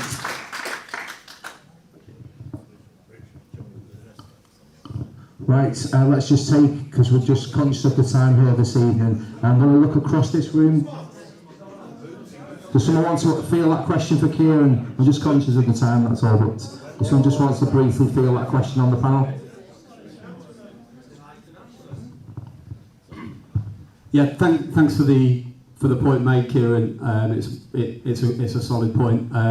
If you could see me afterwards and just let me know who you've been in touch with and stuff, we can have that conversation.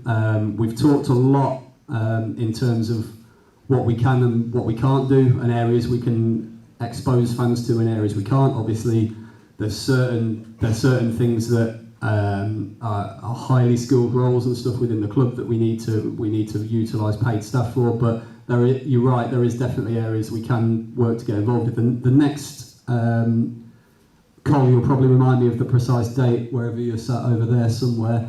The next date we've got in the diary for the next trust event is the volunteer event, I believe. It's the one after next. Right, okay. Have you got the date at all? I haven't got it in front of me. It's early September, isn't it? I think. But anyway, we can certainly publicise that, and I'd encourage anybody who is available to attend that to attend, and we can work towards achieving that. Thank you very much, George. We're just going to have to move on to this line here. Anyone got a question for the board? If you do, just raise your hand. Okay, we've got one here. Just remind us of your name again. Can we afford the new training facilities? How much do they cost per annum, Tony? I'll answer that one. I was quite involved in moving there. They're I can't give out the exact price of them, but they're cheaper than what we were paying previously. So when we were at the cricket ground, it wasn't just the rental and the cleaning of the facility there. There was a big ground keeping cost involved, so we maintained the pitches, summer renovations on them as well, etc., etc. So the cost was quite high down there. The cost of the new facility is a lot less because they pay for all the maintenance on the pitch.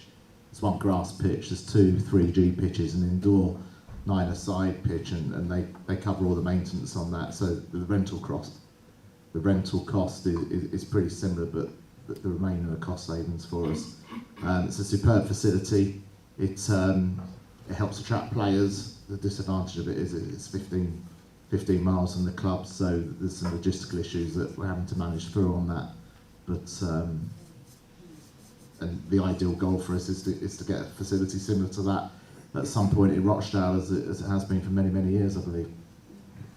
Thank you so much. Simon, this chap here has a question for the panel. Hi, Steve. Does the club have a problem with maintaining a database of shareholders?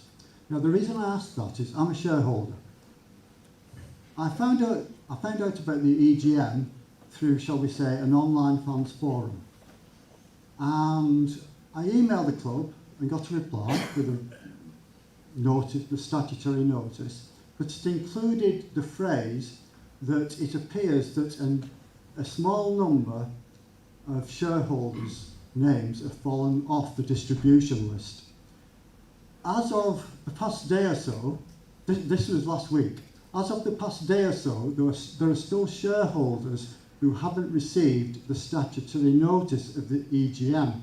Now, the reason I'm asking this is that the consequences of this is that there could potentially be a challenge to the vote at the EGM because the club has failed to fulfil its statutory duty in this regard. So, could I please ask that someone really looks into this at a very senior level and gets it sorted? Thank you. Thank you so much. I'm sure the board will take those points on board. Can we just ask across this row here, has anyone got a question you'd like to ask to the panel? The chap here, just squeeze past.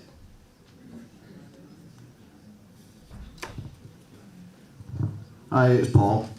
You wanting to amend the articles to allow this loan.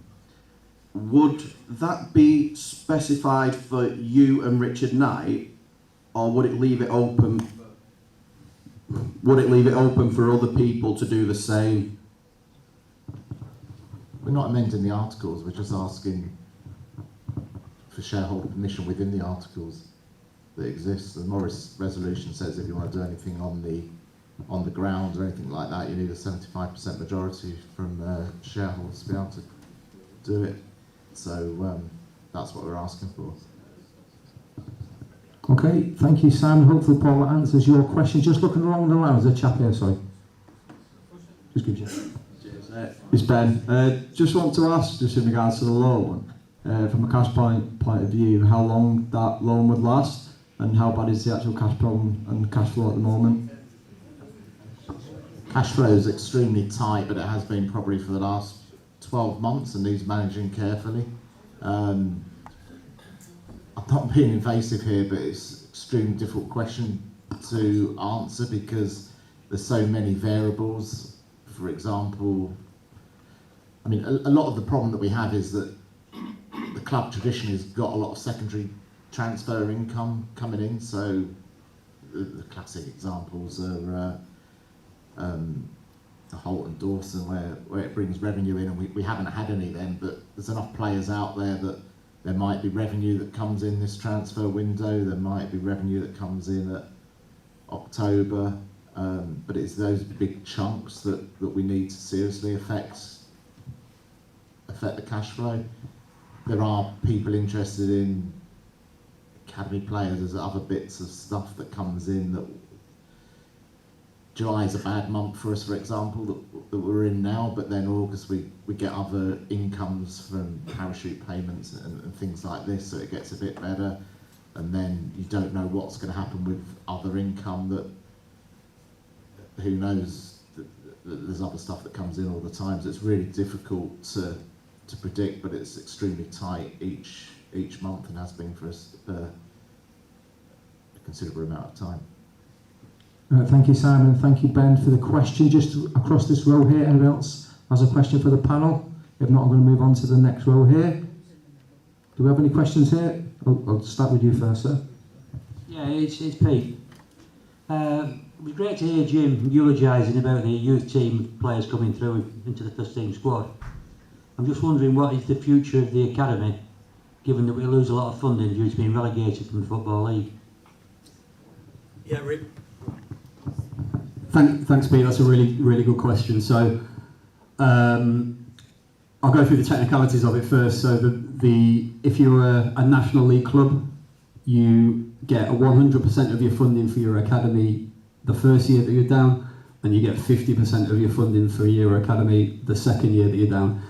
The third year that you're down, you're not eligible to claim any funding from an academy point of view at that stage.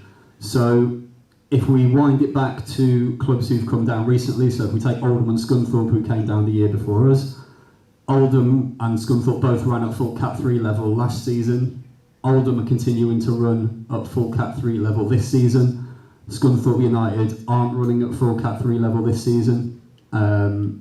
If we go back further, if you look at Southend and Grimsby, who came down the season before, both of that, Grimsby only had to run at Cat 3 for one season because they bounced straight back up in their first season. Southend ran at Cat 3 for both of their 2 seasons in the National League. So our aspiration is to run it, assuming, look, let's hope we bounce back. We're certainly all aiming to bounce back within the next 2 seasons.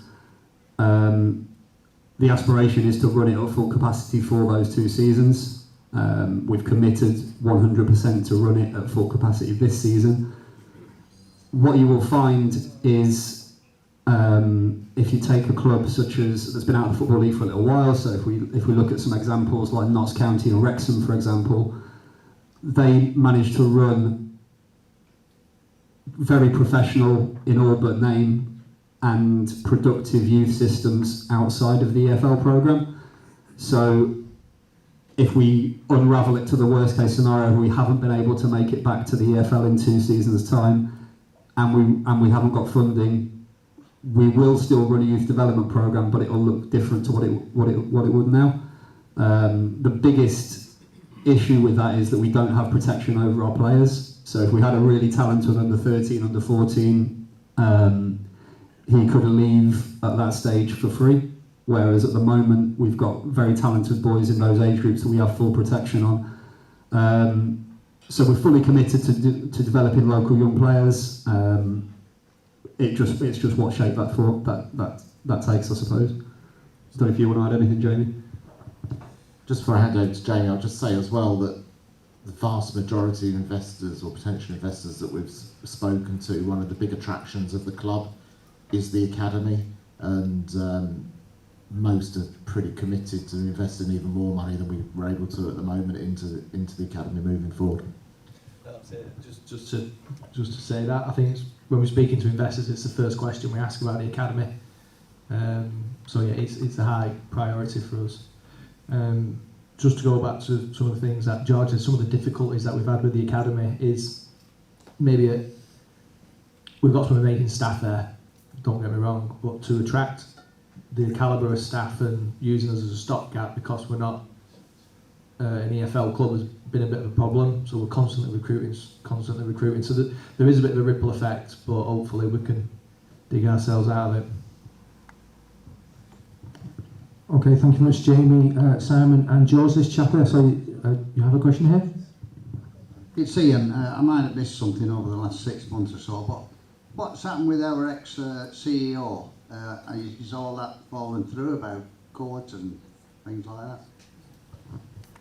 Yeah, so with any legal case, there's a right and a wrong legality-wise of where you can go, but there's also a cost of running things all the way to a court that, as much as you might like to do that, you have to kind of look at it commercially and come to an agreement to stop those potential costs really at the club that weren't right. So we came to a commercial agreement and settled with former CEO.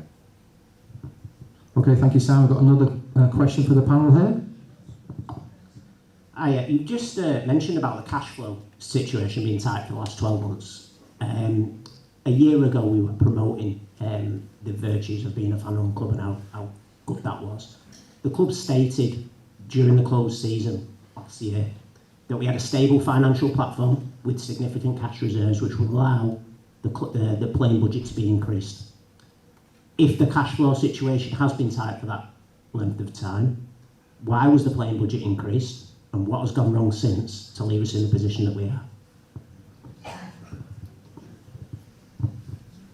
So the cash flow situations, and this isn't a new thing with the football club, it's always been there, is that when the budget's done at the start of the year, there's always a deficit on the budget, but you'd hope that most years, or at least every other year, that you get a cup run that brings in significant revenue, or player trading, especially on the secondary player sales that bring in revenue.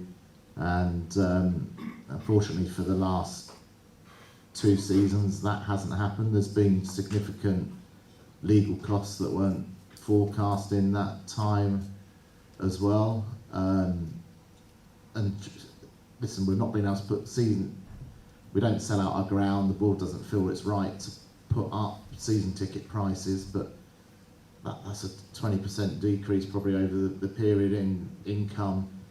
Tony's explained a little bit about how costs are going out of control, and the energy costs particularly have really hurt us and made significant changes to the cash flow in that time. We'd have hoped for a decent cut run, would hope not to have been relegated, hope not to have sacked managers that increased costs as well. And that's it. So we've managed the cash flow, we've got through it, but what we're saying now is it needs some help. Okay, thank you, Sam. Just before we move to the next row, anybody on this row have a question for the panel? Taking that, we'll move on to this row here. If you have a question for the panel, just raise your hand. No questions here? What about this one? And just finally, this top row here, if you have a question for the panel, just raise your hand. Right, we'll just take a walk down the room here, this table here. If you have a question, here we go, sir. Oh yeah. Considering we're not in our finest hour, why is communication so poor to the fan base? I hark back to last season. We were in really dark days. It was radio silence. Everybody from your side of it just seemed to hunker down. Probably when we needed communication, we got nothing. You know, you probably needed to re-engage supporters towards the end of last season. Probably everybody in here has renewed the season tickets. You've done a fantastic job by keeping the season tickets at the same price. Why was that not communicated earlier? You would have had people coming in March with the season ticket money, but the fact that we were in such of a mess off the field and there was absolute radio silence from the boardroom.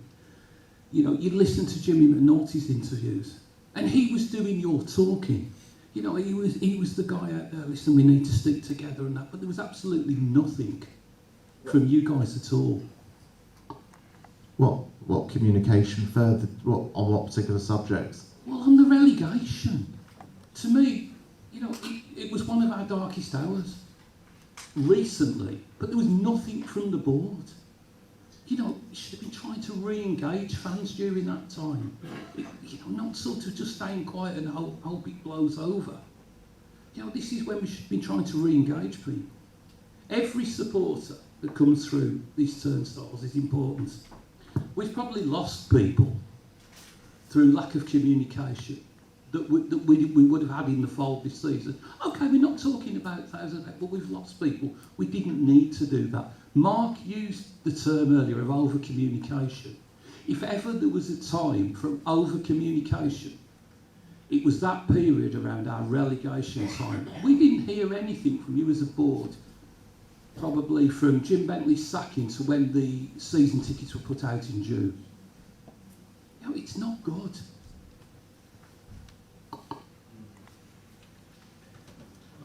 We won't fight. You know, I take your point. I think factually that's probably incorrect, but in what just way? There was communication between that period. We wanted. You almost want fighting talk. You know, you want to hear about. You know, right? Okay, we're out of the football league for the first time in our history. You want to hear that. You know, we're all united. We're going to get back. How are we going to do it? You want to hear that. What you don't want to hear is radio silence for 3 months. Okay, let's take it on board.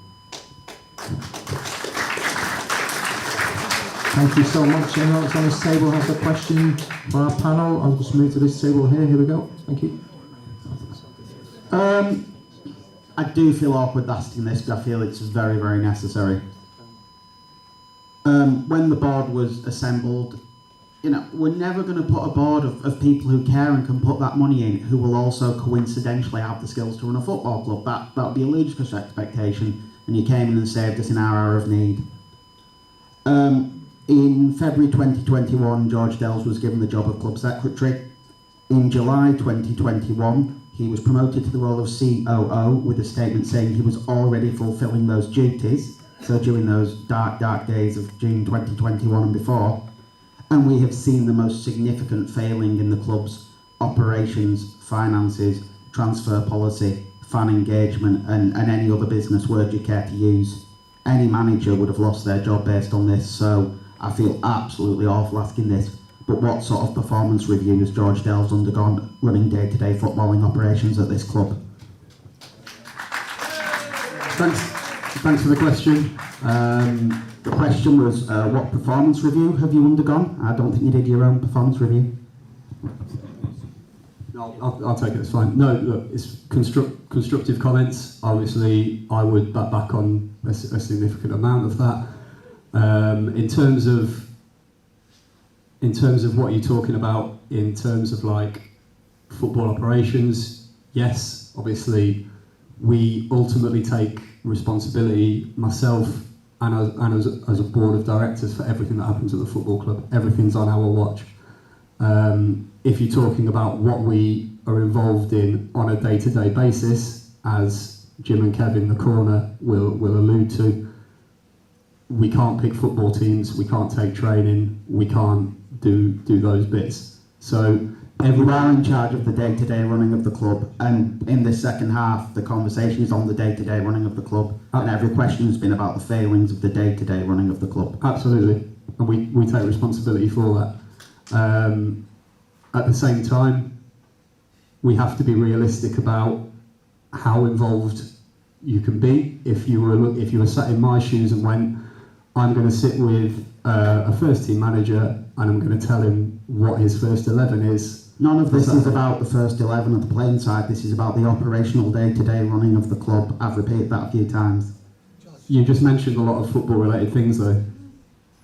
It's operational stuff, fan engagement, communication. That's not happening on the pitch. Okay. Okay, I'll go back to the hub of my question. What sort of performance review has George undergone in his time at the club? That's none of your business. Okay, fair enough. No, that's absolutely fair enough. Just as a slight follow-up, does the club have a social media and online engagement policy for its staff, and does that apply to voluntary roles such as a director or particularly non-executive director? It has a staff handbook, yeah, with policies in. Okay. And that would apply to voluntary roles as well, so like non-executive director, for example. Just 1 second. So most clubs have a CEO, right? As far as I know. Yeah, they do. So how much do you reckon a COO is? CEO? Not a clue. No, have a guess. Have a guess. Not a clue. Don't have a guess. I'm just saying have a guess. You No, it's genuinely not a clue. Have a guess. 70, 80 grand, 90 grand a year. Whatever I guess will be wrong. So tell me the right number and I'll look at it. If you look at the average league stage, it's probably, what is it, George, for a CEO for a National League club? So where does that money come from for that person? So operationally, there's probably gaps operationally. Yeah, we accept that, and everybody does our best for that. We know there's gaps in recruitment. There's probably areas of the club that we need, but these are big wages. Where does that come from?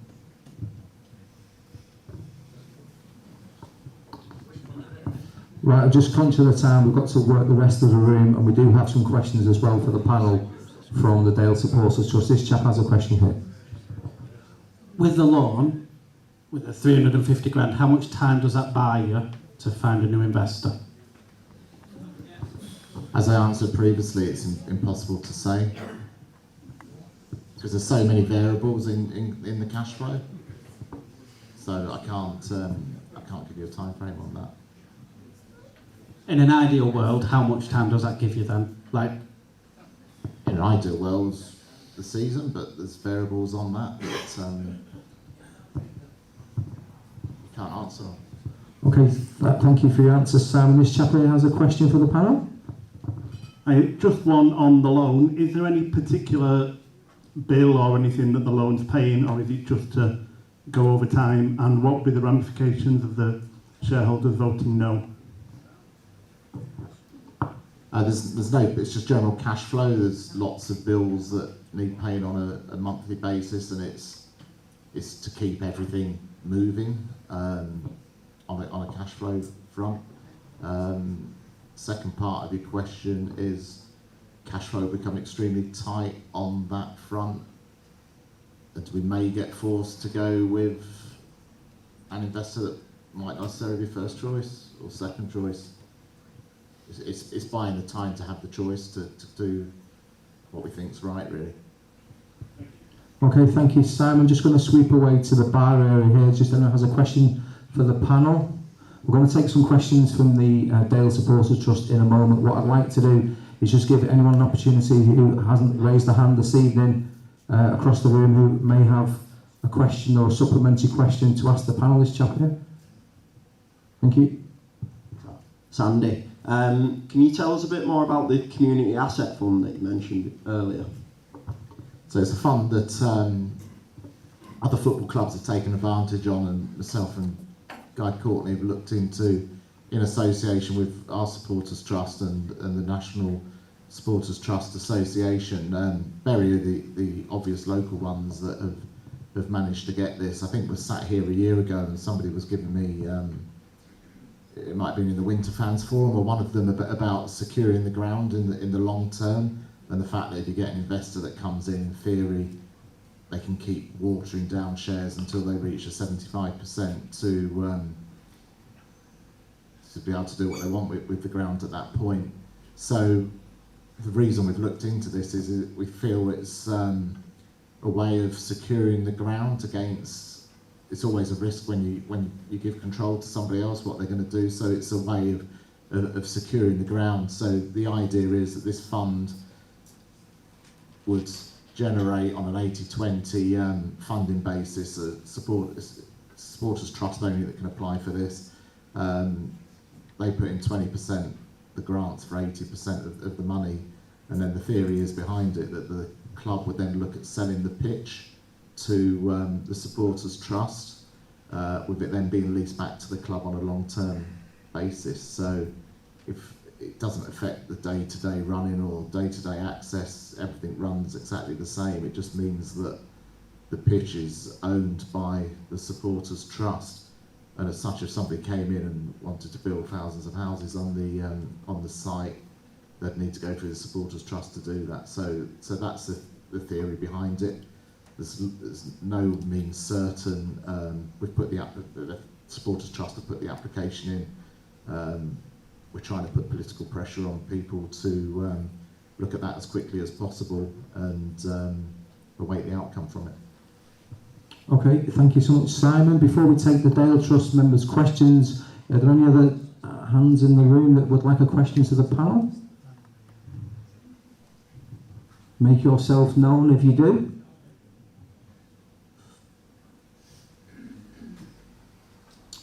Okie dokie, we do have some questions here that were submitted earlier on this week from the Dale Supporters Trust. One or two of the questions have already been answered already this evening, so we won't obviously repeat those questions. We'll just take some of these questions here.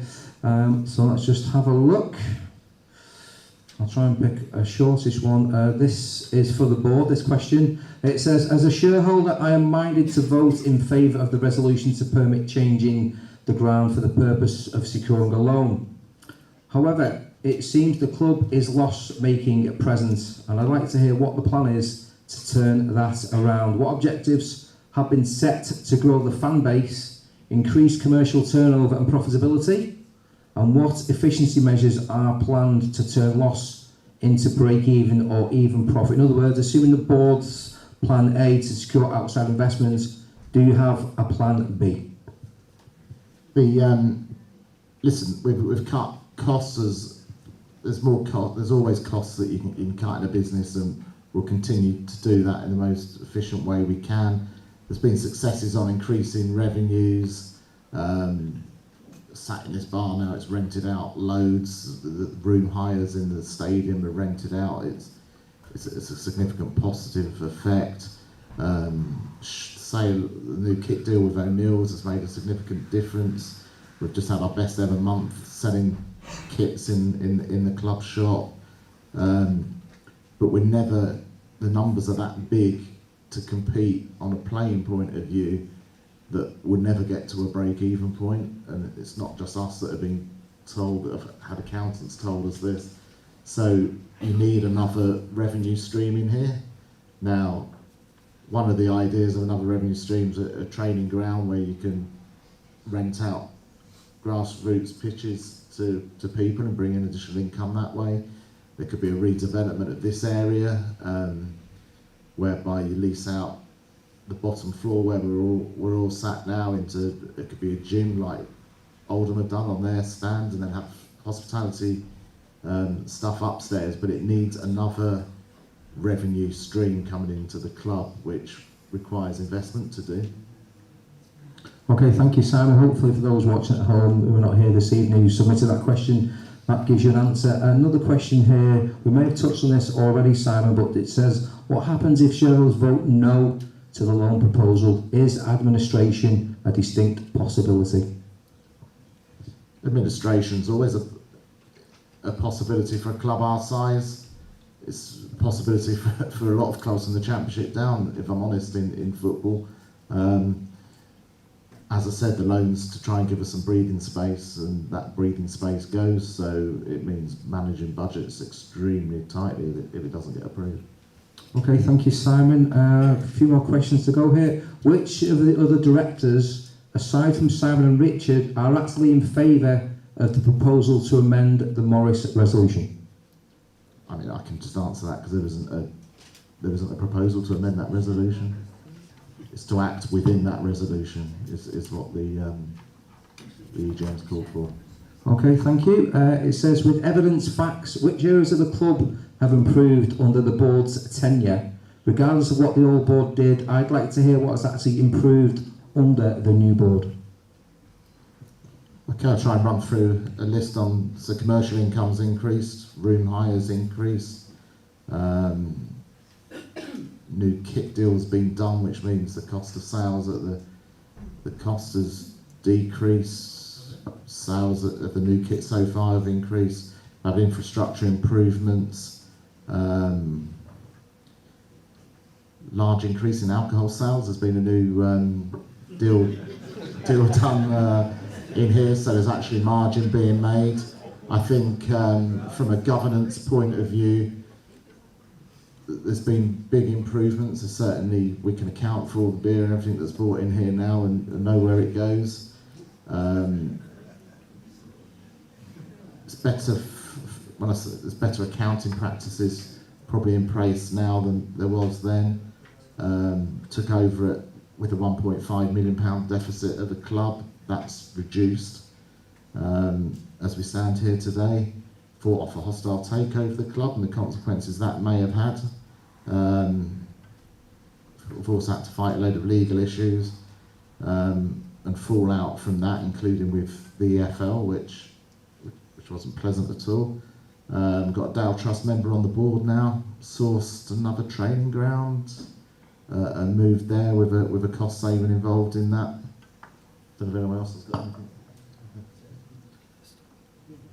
Okay, thank you, Simon. I know we've touched on this, but there's another question. It has been stated that the loan is to provide breathing space while an investor is found or a successful outcome of the trust community application. What is the timescale for this period? How long are the board committed, or what breathing space does the loan provide? Are we going to find ourselves in the same situation potentially in 6 or 12 months' time? Potentially without an investor, yeah. Okay, a succinct answer there. Just 3 or 4 more questions to go. Can someone please explain how it's possible to go from being able to spend the best part of £250,000 on 3 non-league players, none of which are at the club anymore, to begging for investments and requiring directors' loans within the space of just 12 to 18 months? The figure's incorrect there, but I think we've covered that fairly. That was a question from a member of the Dale Supporters Trust who's probably watching online. We've sold over 2,000 season tickets already, which is great, by the way. How many are the Tickets for Schools initiative, and how many are other comps? What is the actual volume of season tickets sold at this full advertised price? Do you want to answer that one? Yeah, can do. So the season ticket figures that get put out in public vary quite a lot. The advertised figure from last season that had everything in, including hospitality, including comps, etc., was 2,350. I don't know if you've got the precise figure, Tony. It's something along those lines.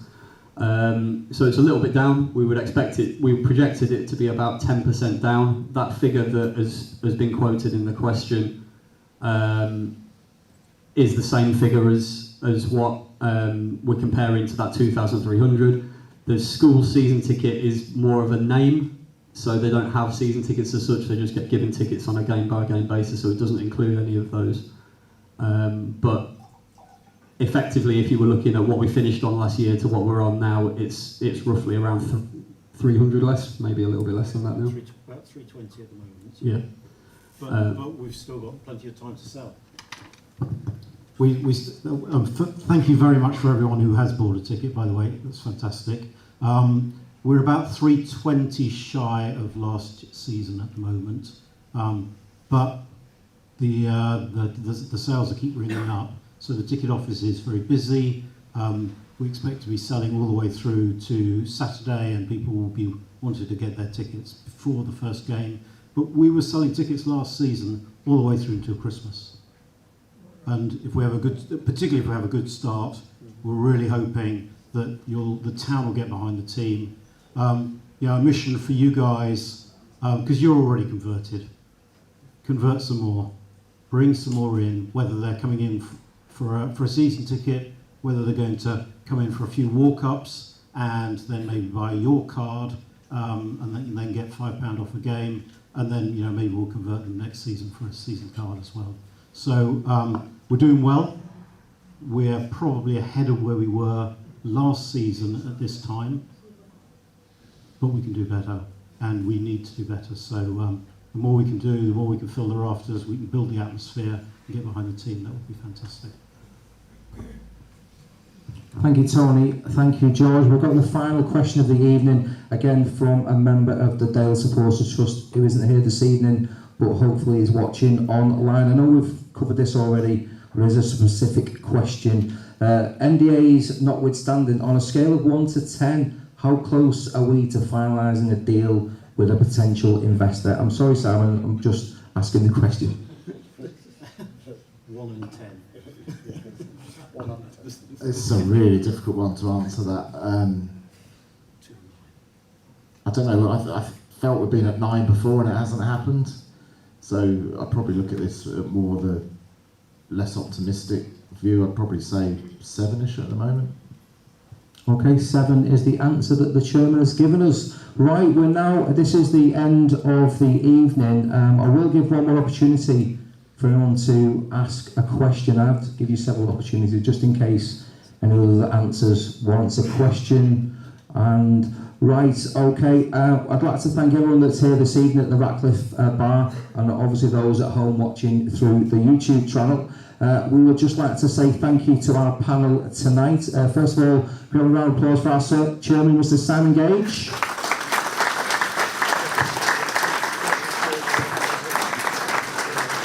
Big round of applause for our directors this evening, Richard Knight, Tony Potney, Jamie Sarsfield and Murray Knight, our director who represents the Supporters Trust. A round of applause please for our Chief Operating Officer, Mr. George Dells. And once again, I know our head coach is still here, he's been watching in the wings intently. Massive round of applause for our head coach, Mr. Julian McNulty.